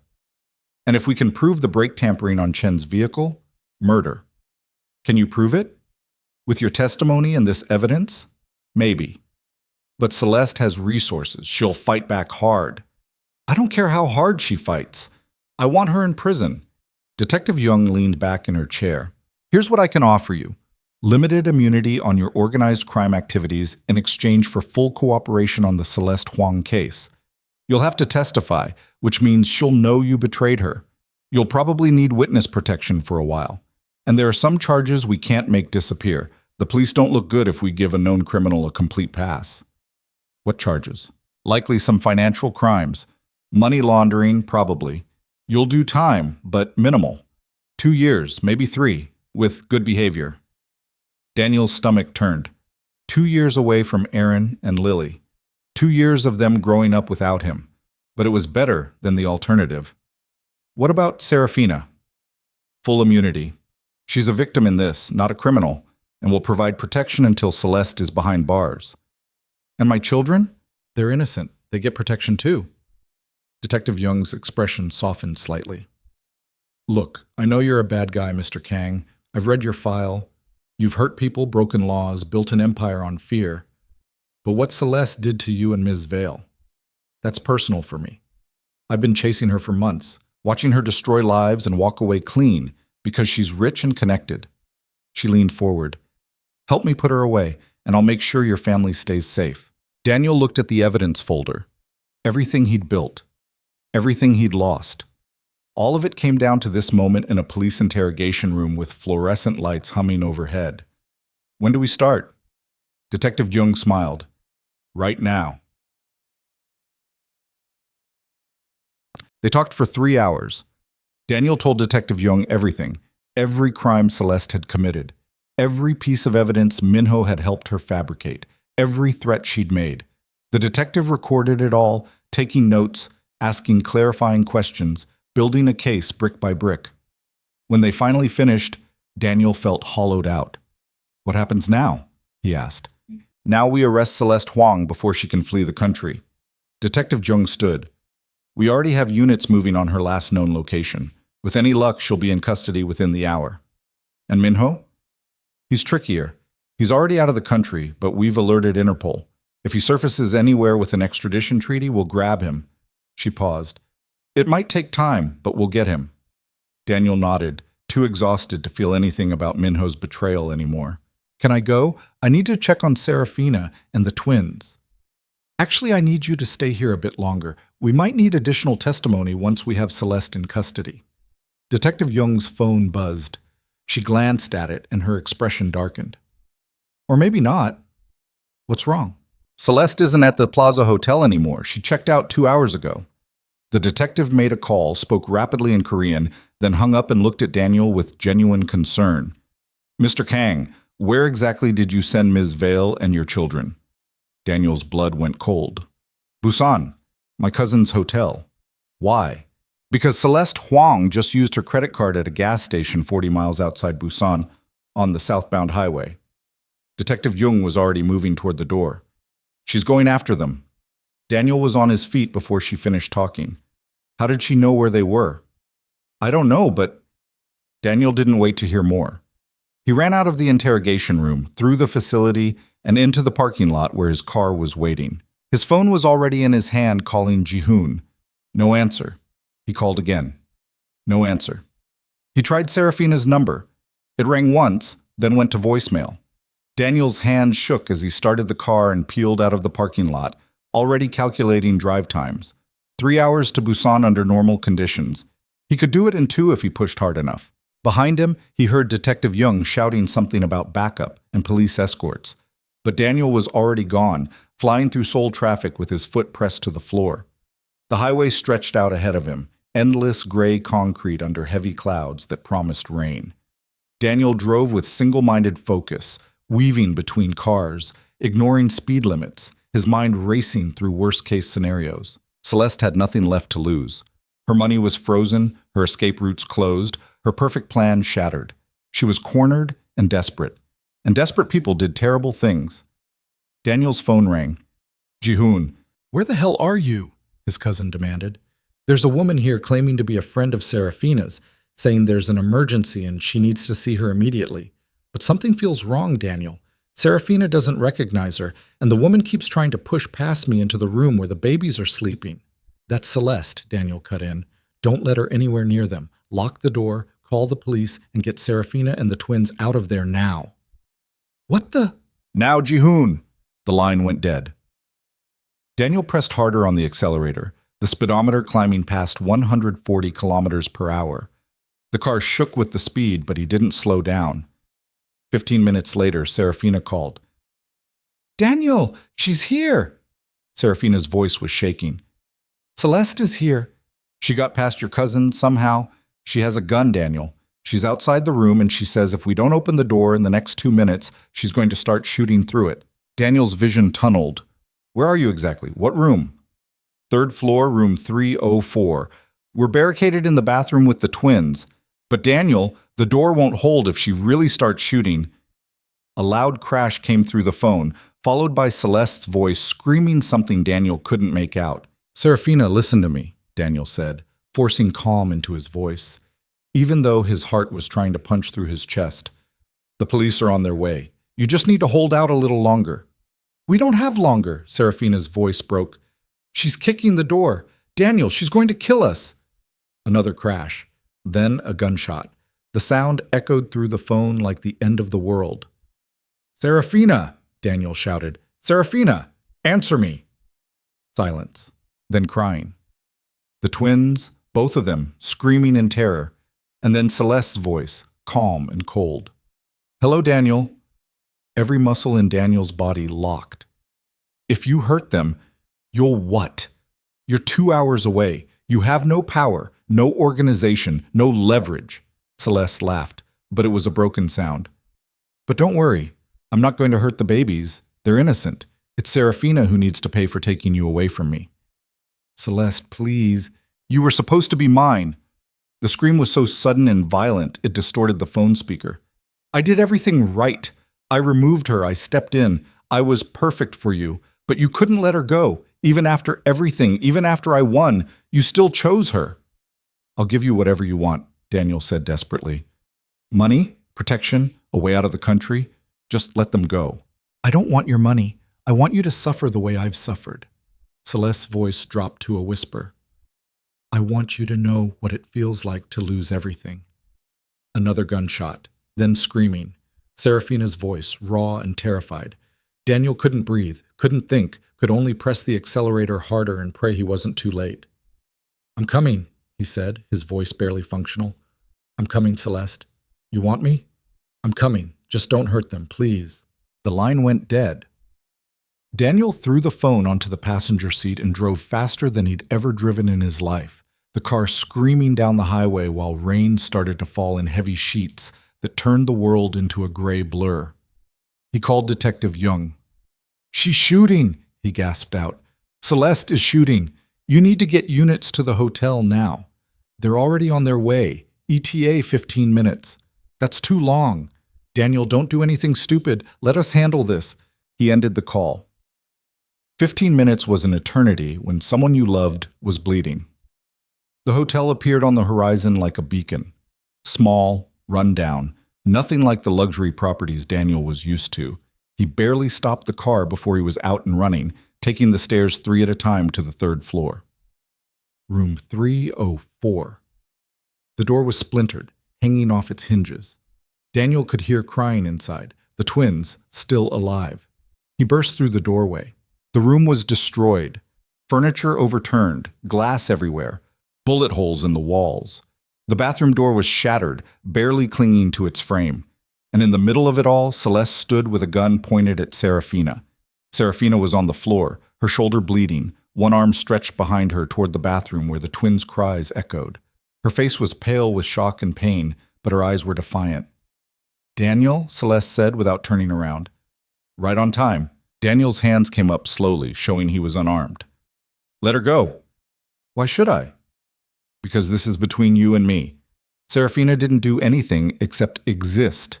The twins are innocent. If you want revenge, take it out on me. Oh, I will. Celeste finally turned and Daniel saw her face properly for the first time. Makeup smeared, eyes wild, hair disheveled. She looked nothing like the elegant woman who'd shared his bed for 8 months. But first, you need to watch her die. You need to understand what you took from me. I didn't take anything from you. You were never supposed to have me. I loved you for 5 years, Celeste said, her voice breaking. 5 years of watching you with her, waiting for my chance, planning every detail of how to make you mine. And then I finally got you, and you still didn't love me. You were just going through the motions, counting down the days until you could find someone else to replace her with.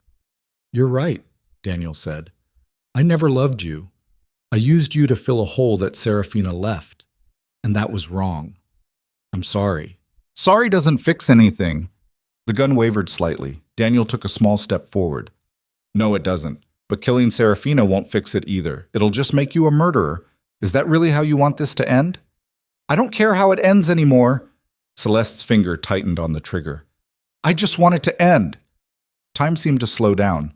Daniel saw Celeste's finger move, saw Serafina's eyes go wide, saw the twins' carriers just visible through the shattered bathroom doorway. And he moved. Daniel crossed the space between him and Celeste in 3 running steps, grabbing for the gun just as it went off. The bullet went wild, slamming into the ceiling. Plaster rained down as Daniel wrestled Celeste for the weapon, both of them crashing into the overturned furniture. Celeste was stronger than she looked, fueled by desperation and rage. She fought like a cornered animal, scratching and biting and screaming. But Daniel had 15 years of street fighting and survival instincts that wouldn't let him lose. He twisted the gun out of her grip and threw it across the room. Celeste lunged after it. Daniel tackled her, slamming them both to the floor. She hit her head on the edge of the bed frame with a sickening crack and went limp. For one horrible moment, Daniel thought he'd killed her. Then she groaned, her eyes fluttering. Police sirens wailed outside. Footsteps thundered up the stairs. Daniel rolled off Celeste and crawled to where Serafina was still lying on the floor, her hand pressed to her bleeding shoulder. "Are you okay?" he gasped. "I've been shot, Daniel. I'm not okay." But she was trying to smile through the pain. "But I'm alive. We're alive." The twins were still crying in the bathroom. Daniel helped Serafina sit up, then stumbled into the bathroom where Aaron and Lily were strapped into their carriers, red-faced and screaming, but unharmed. He picked them both up, holding them against his chest while they cried themselves hoarse. "You're safe," he whispered. "You're safe. I've got you." The police burst into the room. Detective Jung was with them, her weapon drawn, barking orders at the uniformed officers who immediately moved to secure Celeste. An EMT rushed to Serafina, examining her shoulder wound. "Through and through," the EMT announced. "She'll need stitches and antibiotics, but she'll be fine." Daniel sagged with relief so intense it almost dropped him. Detective Jung approached, holstering her weapon. "Is it over?" Daniel asked. "It's over," she confirmed. Celeste Huang is under arrest for attempted murder, kidnapping, and about a dozen other charges. She's not walking away from this. Daniel looked down at his children, their crying finally starting to quiet as they recognized his voice, his smell, his presence. He'd almost lost them. Almost lost everything that mattered because of his own mistakes and someone else's obsession. But somehow, impossibly, they'd all survived. "What happens now?" Serafina asked from where the EMT was bandaging her shoulder. Daniel met her eyes across the destroyed hotel room. "Now we start over," he said. "No more lies. No more revenge. Just—" He looked at the twins. "Just us. If you'll let me." Serafina was quiet for a long moment. Then she nodded. "One day at a time," she said. "That's all I can promise.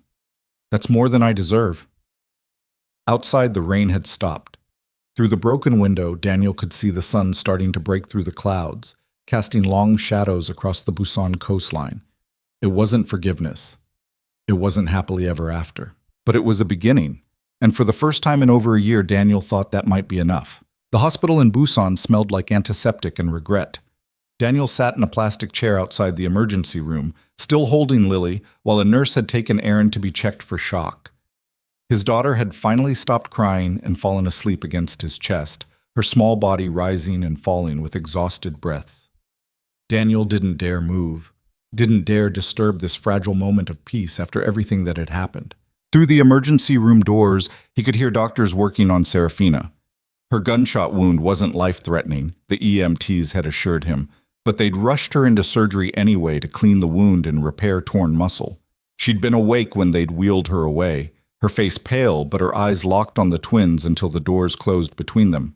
Detective Jung appeared beside him, holding 2 cups of coffee. She offered one to Daniel. "You look like you need this more than I do." Daniel took it with his free hand. Though he had no intention of drinking it, the warmth alone was enough. "Is Celeste in custody?" "Yes. She's at the police station now, being processed. She'll be arraigned tomorrow on multiple charges: attempted murder, kidnapping, fraud, conspiracy." Detective Jung sat down in the chair beside him. "With your testimony and the physical evidence from today, she's looking at 25 years minimum, possibly life, if we can prove she was involved in Marcus Chen's death." "And Minho?" "Interpol has him flagged. He made it to Shanghai, but he used his real passport at the border. Amateur mistake. Chinese authorities are cooperating. We'll have him extradited within the week." Daniel nodded, feeling nothing. The news that should have brought satisfaction just felt hollow. Celeste in prison, Minho facing justice. None of it changed what had already been done. None of it erased the last year and a half. "What about me?" Daniel asked quietly. "Am I under arrest?" Detective Jung was silent for a moment. "Officially? Yes, you're under arrest for money laundering, racketeering, and about a dozen other financial crimes connected to your organization." She took a sip of her coffee. "Unofficially? You saved 3 lives today, provided crucial testimony against 2 dangerous criminals, and showed remarkable restraint in not killing Celeste Huang when you had the chance and arguably the legal justification. That doesn't sound like it adds up to freedom." "It doesn't. You'll still face charges. You'll still do time." Detective Jung looked at Lily sleeping in Daniel's arms. "But I'm recommending minimum sentencing with credit for cooperation. 2 years, maybe less with good behavior. You'll be out before those babies start kindergarten. 2 years? 730 days away from his children, away from Serafina, away from the life he just started to believe he might be able to build. When do I have to turn myself in? Not today. Maybe not even this week. Detective Young stood. Take care of your family first. Make sure Ms. Vale recovers. Spend time with your children. The legal system can wait a few days. She walked away, leaving Daniel alone with his sleeping daughter and the weight of everything he'd lost pressing down on him like a physical thing. Serafina came out of surgery 3 hours later. The doctor said everything had gone well. Clean wound, no permanent damage, full recovery expected in 6 to 8 weeks. They wanted to keep her overnight for observation, then she'd be free to go.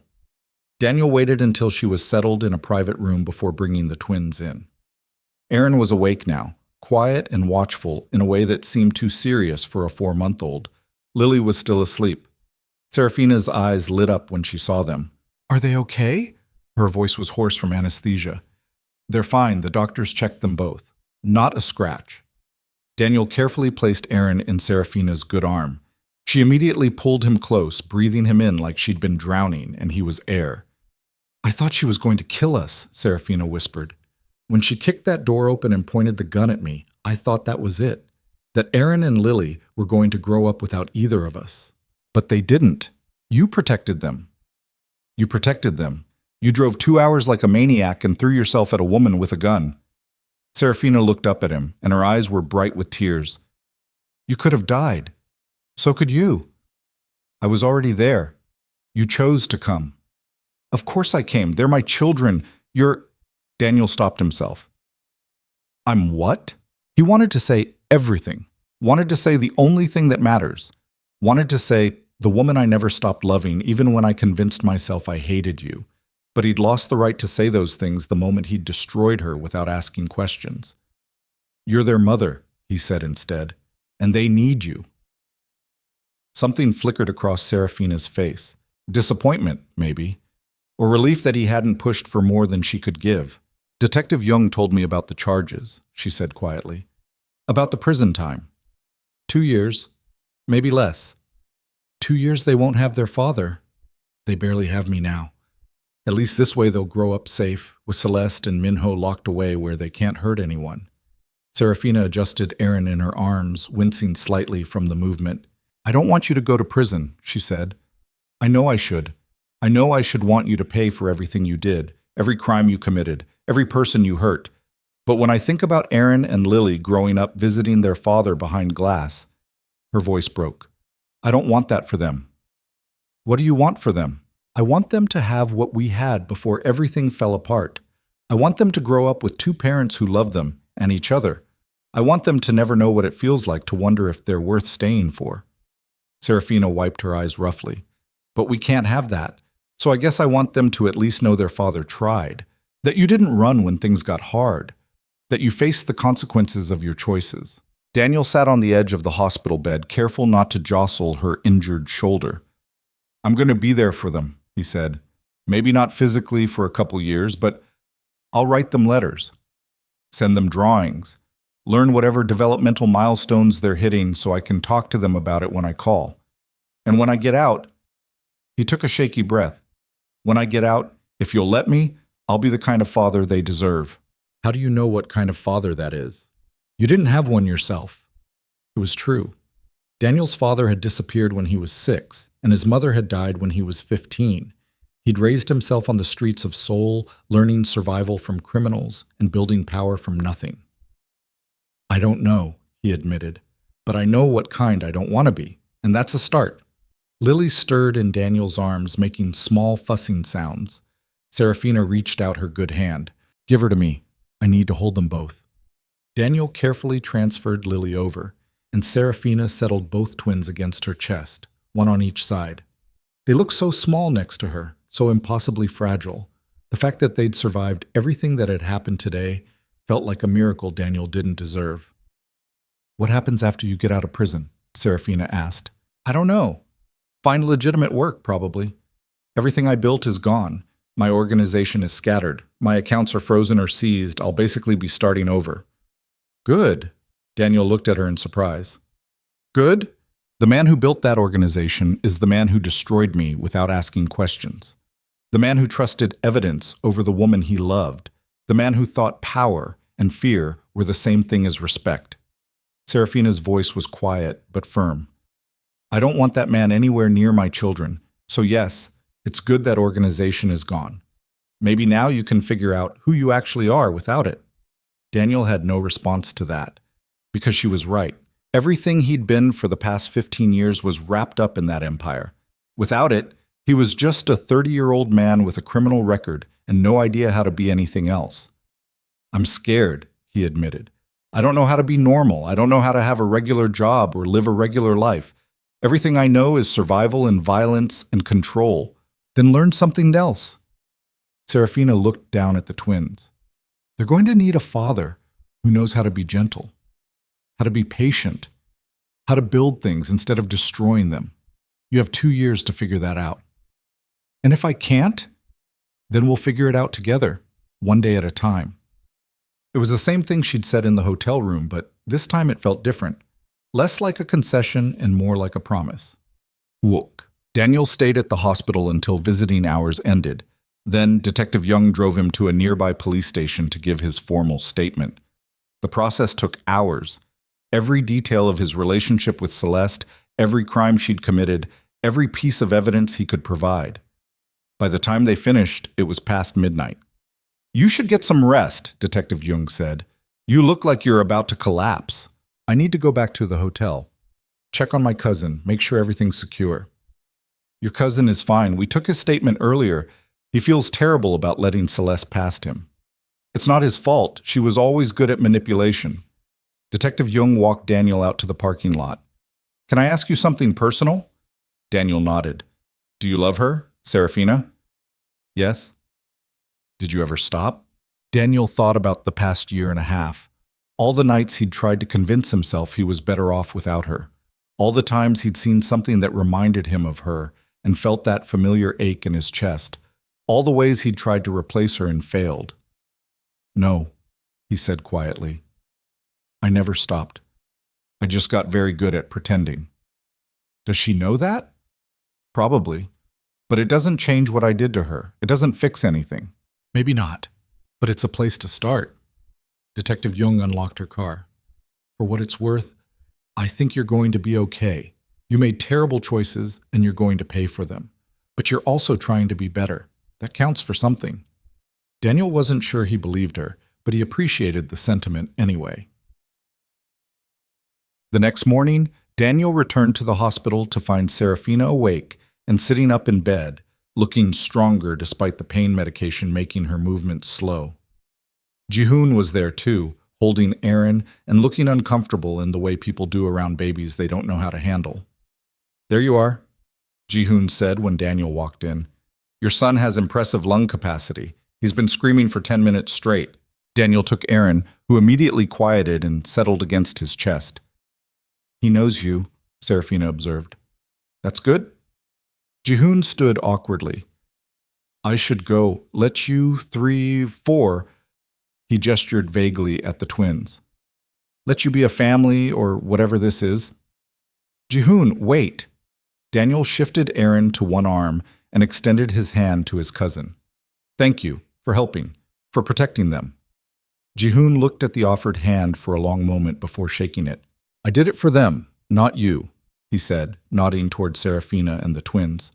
But Daniel, for what it's worth, you're different than you used to be. Less, he searched for the word, less cold. Whatever happened to you this past year, it broke something in you. But maybe that's not a bad thing. Maybe you needed to break before you could become someone worth knowing. He left before Daniel could respond. Serafina was watching Daniel with an unreadable expression. He's not wrong, you know. You are different. Different bad or different good. Just different. The Daniel I knew before would have had Celeste killed the moment he found out what she did. But you didn't. You let the police handle it. You chose the legal path even though it's harder and slower and puts you at risk. I chose it because I didn't want Aaron and Lily to grow up with a murderer for a father. I know. That's what makes it different. Serafina adjusted Lily in her arms. The old Daniel would have made that choice for himself, for his reputation or his power or his pride. But you made it for them. That matters. Daniel sat in the chair beside her bed, rocking Aaron gently. The prosecutor wants to meet with me this afternoon. Finalize the terms of my cooperation agreement. He paused. I'll probably have to turn myself in sometime next week. They want to expedite the case so Celeste can't claim I got special treatment. How long will the trial take? A few months, maybe. I'll be out on bail until sentencing, but after that, he couldn't finish the sentence. After that, you'll go to prison for 2 years, and we'll figure out how to make this work. Serafina's voice was steady. Aaron and Lily will be 2 years old when you get out. Still young enough that they won't remember you being gone. Still young enough to build a relationship with you. You make it sound so simple. It's not simple.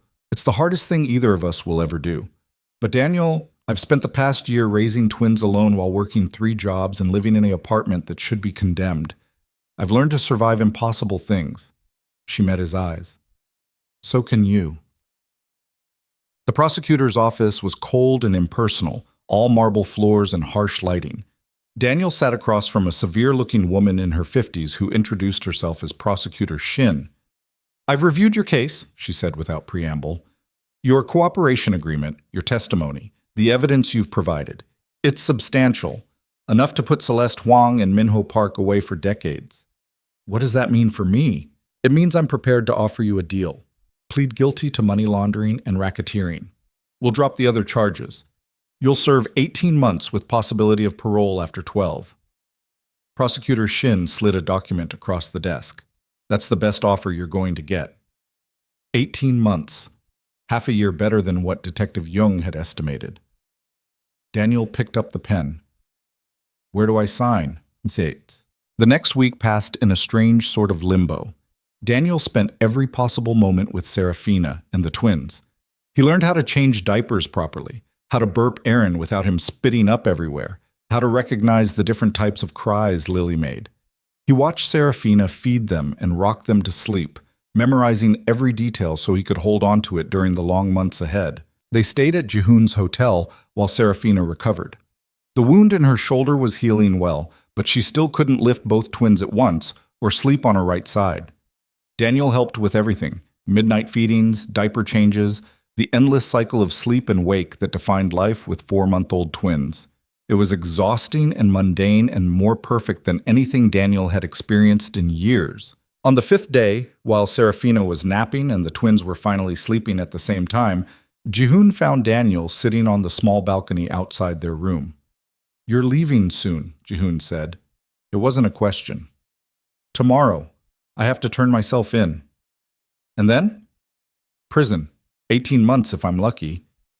Jihoon leaned against the railing beside him. Are you scared? Terrified, Daniel admitted. Not of prison itself. I've survived worse. But of losing them. Of coming back in a year and a half and finding out Serafina moved on, that the twins don't recognize me, that I miss so much of their lives I can never get it back. Then don't lose them. It's not that simple. Yes, it is. Jihoon turned to face him. You write letters. You call when you can. You make sure those babies know they have a father who's thinking about them every single day. And when you get out, you show up and you don't stop showing up. That's how you don't lose them. You sound like you know from experience. I don't. But I watched our mothers raise us alone after our fathers disappeared. I know what it does to a kid to wonder if they're worth staying for. So don't make Aaron and Lily wonder. Jihoon's voice hardened. Whatever else you've done wrong in your life, don't do that to them.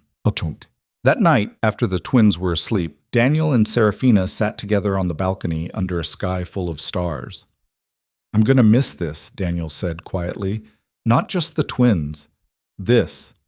Sitting with you, talking about nothing, being able to just exist in the same space. We can write letters, Serafina said. I know it's not the same, but it's something. Will you bring the twins to visit? I don't know. Maybe when they're older. I don't want them to see you behind glass if they're too young to understand. Daniel nodded. It hurt, but he understood. Can I ask you something? Serafina said. Anything. If you could go back to that night at the gala, knowing everything you know now, would you still do it? Would you still humiliate me in front of everyone? Daniel was quiet for a long time. If you'd asked me that a year ago, I would have said yes. I would have said you deserved it based on the evidence I had. He looked at her. But now, no. I would have pulled you aside privately. I would have asked you to explain the photos. I would have given you a chance to defend yourself before I destroyed everything. That's all I needed, Serafina said softly. Not blind trust, not you ignoring evidence, just a chance to explain. A moment of doubt before you pulled the trigger. I was so sure I was right, so convinced that betrayal was the only possible explanation. Daniel's hands clenched on the railing. I've spent 15 years reading people, identifying lies, surviving by trusting my instincts. But when it came to you, every instinct I had was wrong. Because Celeste knew you. She knew exactly how to manipulate your fears and your pride. Serafina turned to face him. You're not the only one who made mistakes, Daniel. I should have fought harder. Should have demanded you listen instead of just accepting your judgment and leaving. I let you push me away because part of me believed I must have done something wrong if you were that certain. You didn't do anything wrong. I know that now. But it took me months to believe it. Months of therapy and self-reflection and slowly rebuilding my sense of self-worth. She touched her wounded shoulder unconsciously. Celeste didn't just destroy our relationship. She made me doubt my own reality.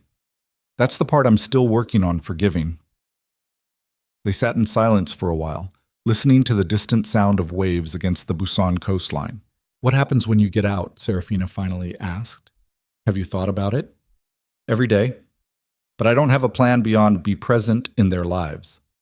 Daniel shook his head. I don't have money saved, don't have legitimate job prospects, don't have a place to live. Everything I built was connected to my criminal organization. Without that, I'm starting from nothing. Good, Serafina said again. The man who built that life isn't the man I need you to be. What if I can't be that man? What if I try to be normal and legitimate and I fail? Then you fail and you try again. That's what the rest of us do. Serafina's voice was gentle but firm. You don't get to use fear of failure as an excuse, Daniel. Not anymore. Aaron and Lily deserve better than that. She was right. She was always right. I'll try, Daniel said. I can't promise I'll succeed, but I'll try. That's all I'm asking. Pochriikans. Daniel turned himself in at the Seoul Central District Court at 9 in the morning. Serafina was there, standing at the back of the courtroom with Lily in her arms and Aaron strapped to her chest in a carrier. Her shoulder was still bandaged, but she'd refused to stay in Busan. They should see this, she'd said when Daniel tried to convince her not to come. Not remember it, maybe, but they should be here. This is part of their story, too. The arraignment was brief. Daniel pleaded guilty to money laundering and racketeering. The judge accepted the plea deal and set sentencing for 3 weeks from now. Until then, Daniel was released on bail with electronic monitoring and travel restrictions. He walked out of the courtroom a free man for 18 more days. Serafina was waiting in the hallway. How do you feel? She asked. Like I can finally breathe, Daniel admitted. I've been running from consequences for 15 years. It's exhausting. This is almost a relief. They walked out of the courthouse together, Daniel carrying Aaron while Serafina held Lily. To anyone watching, they might have looked like a normal family, young parents with their infant twins navigating life together. But nothing about them was normal. I'm going back to Seoul, Serafina said once they reached her car. Back to the apartment. It's not great, but it's home, and Mrs. Kim has been worried about us. Let me help. I have access to some funds that weren't seized. They're clean, legitimate money from before everything went wrong. Let me get you somewhere better, somewhere safe. Serafina was quiet for a moment. Okay, she finally said, but nothing fancy, just somewhere clean with good locks and room for the twins to grow. I'll find something, and I'll make sure all the paperwork is in your name, so if anything happens to me, nothing's going to happen to you. You're going to prison for 18 months, and then you're going to come home to your children. That's what's going to happen. Home. The word hit Daniel harder than it should have. He'd never had a home. Just places he stayed, territory he controlled, property he owned. But the way Serafina said it made it sound like something real and permanent and worth fighting for. Okay, he said. I'm going to come home. The next 18 days were a gift Daniel didn't deserve. He found Serafina an apartment in a safe neighborhood near a good school district, thinking ahead to when Aaron and Lily would be old enough for kindergarten. 3 bedrooms, good natural light, a small playground visible from the living room window. He paid for a year's rent up front and set up a trust fund with the remaining clean money he had access to. It wasn't much, but it would help. He spent every possible moment with the twins, documenting everything. He took hundreds of photos and videos.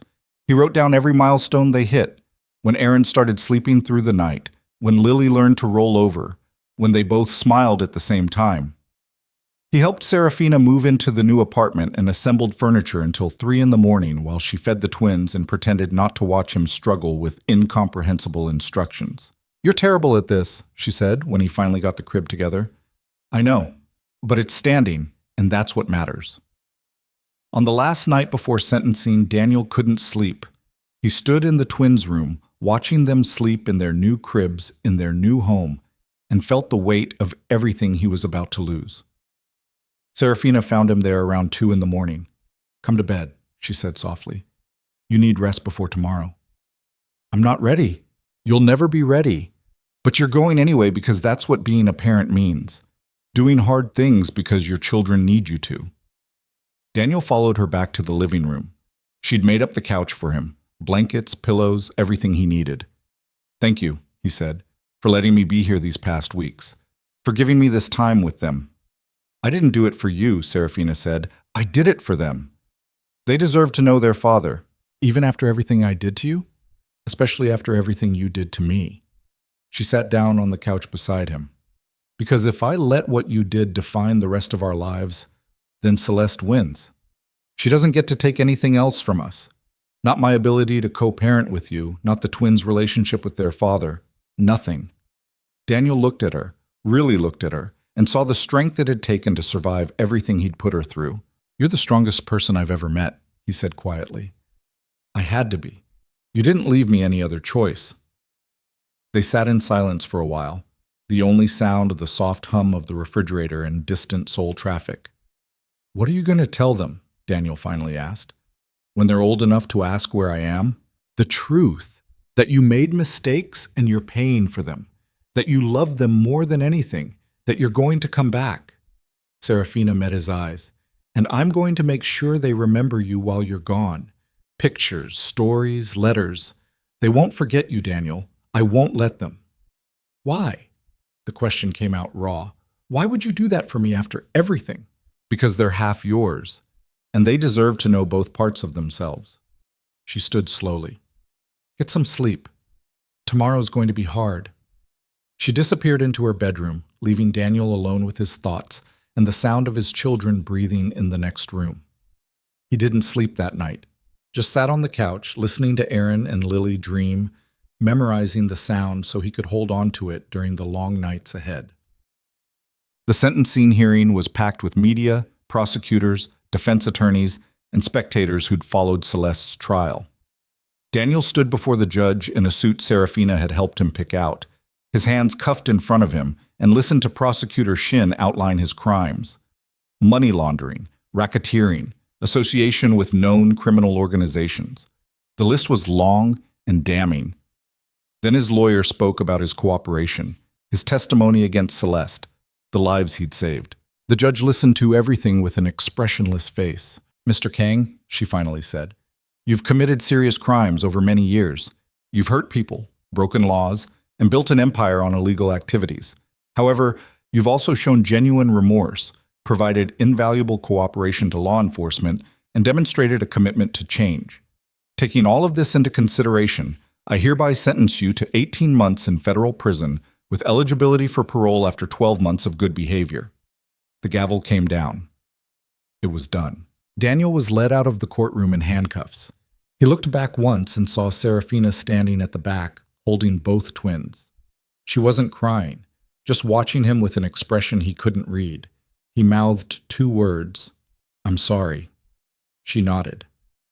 Then the doors closed between them, and Daniel was taken away to begin paying for 15 years of mistakes. Prison was exactly as terrible as Daniel expected. The first month was the hardest. Adjusting to the routine, the noise, the constant awareness that he was trapped and vulnerable. He got into 2 fights in the first week, both started by inmates who knew his reputation and wanted to prove something. Daniel won both fights but took no pleasure in it. He spent his days working in the prison kitchen, his nights writing letters to Serafina and the twins. He told them about his day, about the other inmates, about the guard who reminded him of Minho before the betrayal. He wrote about the books he was reading, the GED classes he was taking to fill the time, the therapy sessions the prison required.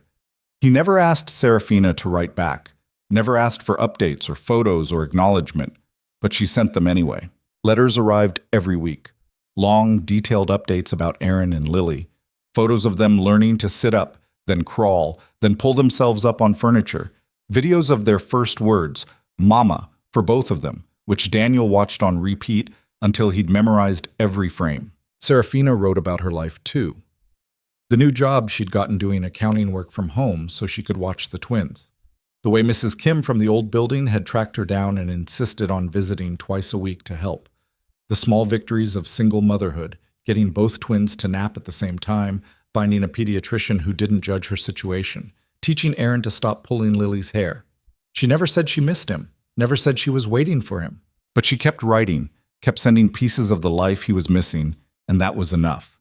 Daniel wrote back about his progress. The anger management classes he'd enrolled in voluntarily, the vocational training program where he was learning carpentry, the therapy where he was finally unpacking 15 years of trauma and violence and learning healthier ways to exist in the world. Month 6 arrived, and Daniel got his first parole hearing. He sat across from a panel of 3 people who held his future in their hands. "Why should we grant you early release, Mr. Kang?" the woman in the center asked.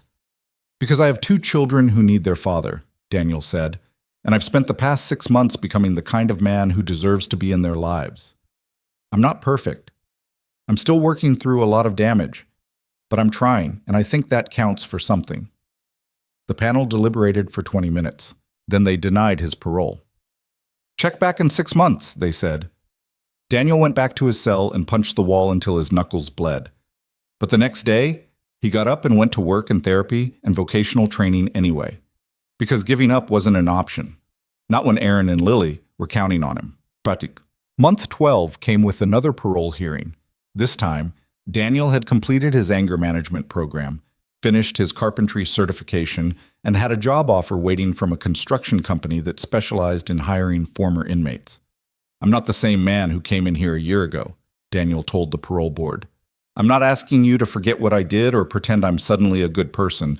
I'm just asking for the chance to prove I can be better than I was." They granted his parole with conditions. Electronic monitoring for 6 months, weekly check-ins with a parole officer, mandatory continued therapy, no contact with anyone from his former organization. Daniel agreed to all of it.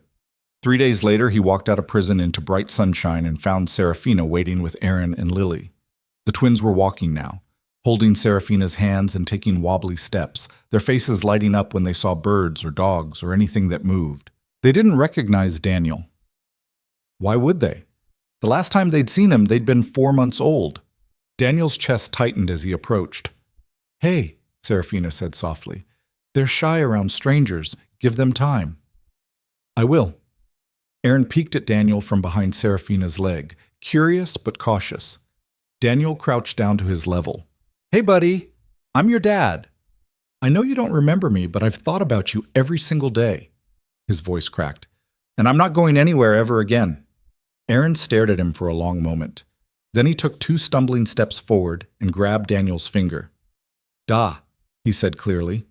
Daniel looked up at Serafina with shock. "You taught him that?" "I showed him pictures every day. Told him you were coming home." Serafina's eyes were bright with tears. "I told you I wouldn't let them forget you." Lily was still hiding behind Serafina, watching Daniel with wide, uncertain eyes. "It's okay, sweetheart," Serafina murmured to her. "You can say hi." But Lily shook her head and buried her face in Serafina's leg. "That's okay too," Daniel said. "We have time." They drove back to Seoul together, Aaron babbling in his car seat while Lily slept. Serafina told Daniel about their routine, what the twins liked to eat, their nap schedule, the daycare she'd enrolled them in 3 days a week so she could work. I start the construction job on Monday, Daniel said. It's not much, basic labor, minimum wage, but it's honest work. That's all that matters. The apartment looked exactly the same as when Daniel had left it. Same furniture, same photos on the wall, same toys scattered across the living room floor. But somehow it felt different. It felt like home. The first weeks were hard. Lily refused to let Daniel near her for 3 days.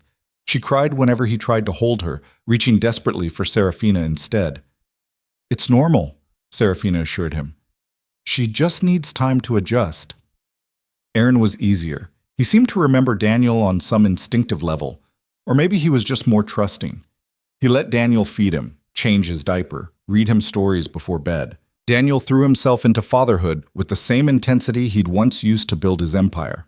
He woke up for middle-of-the-night feedings, even though the twins were sleeping through most nights now.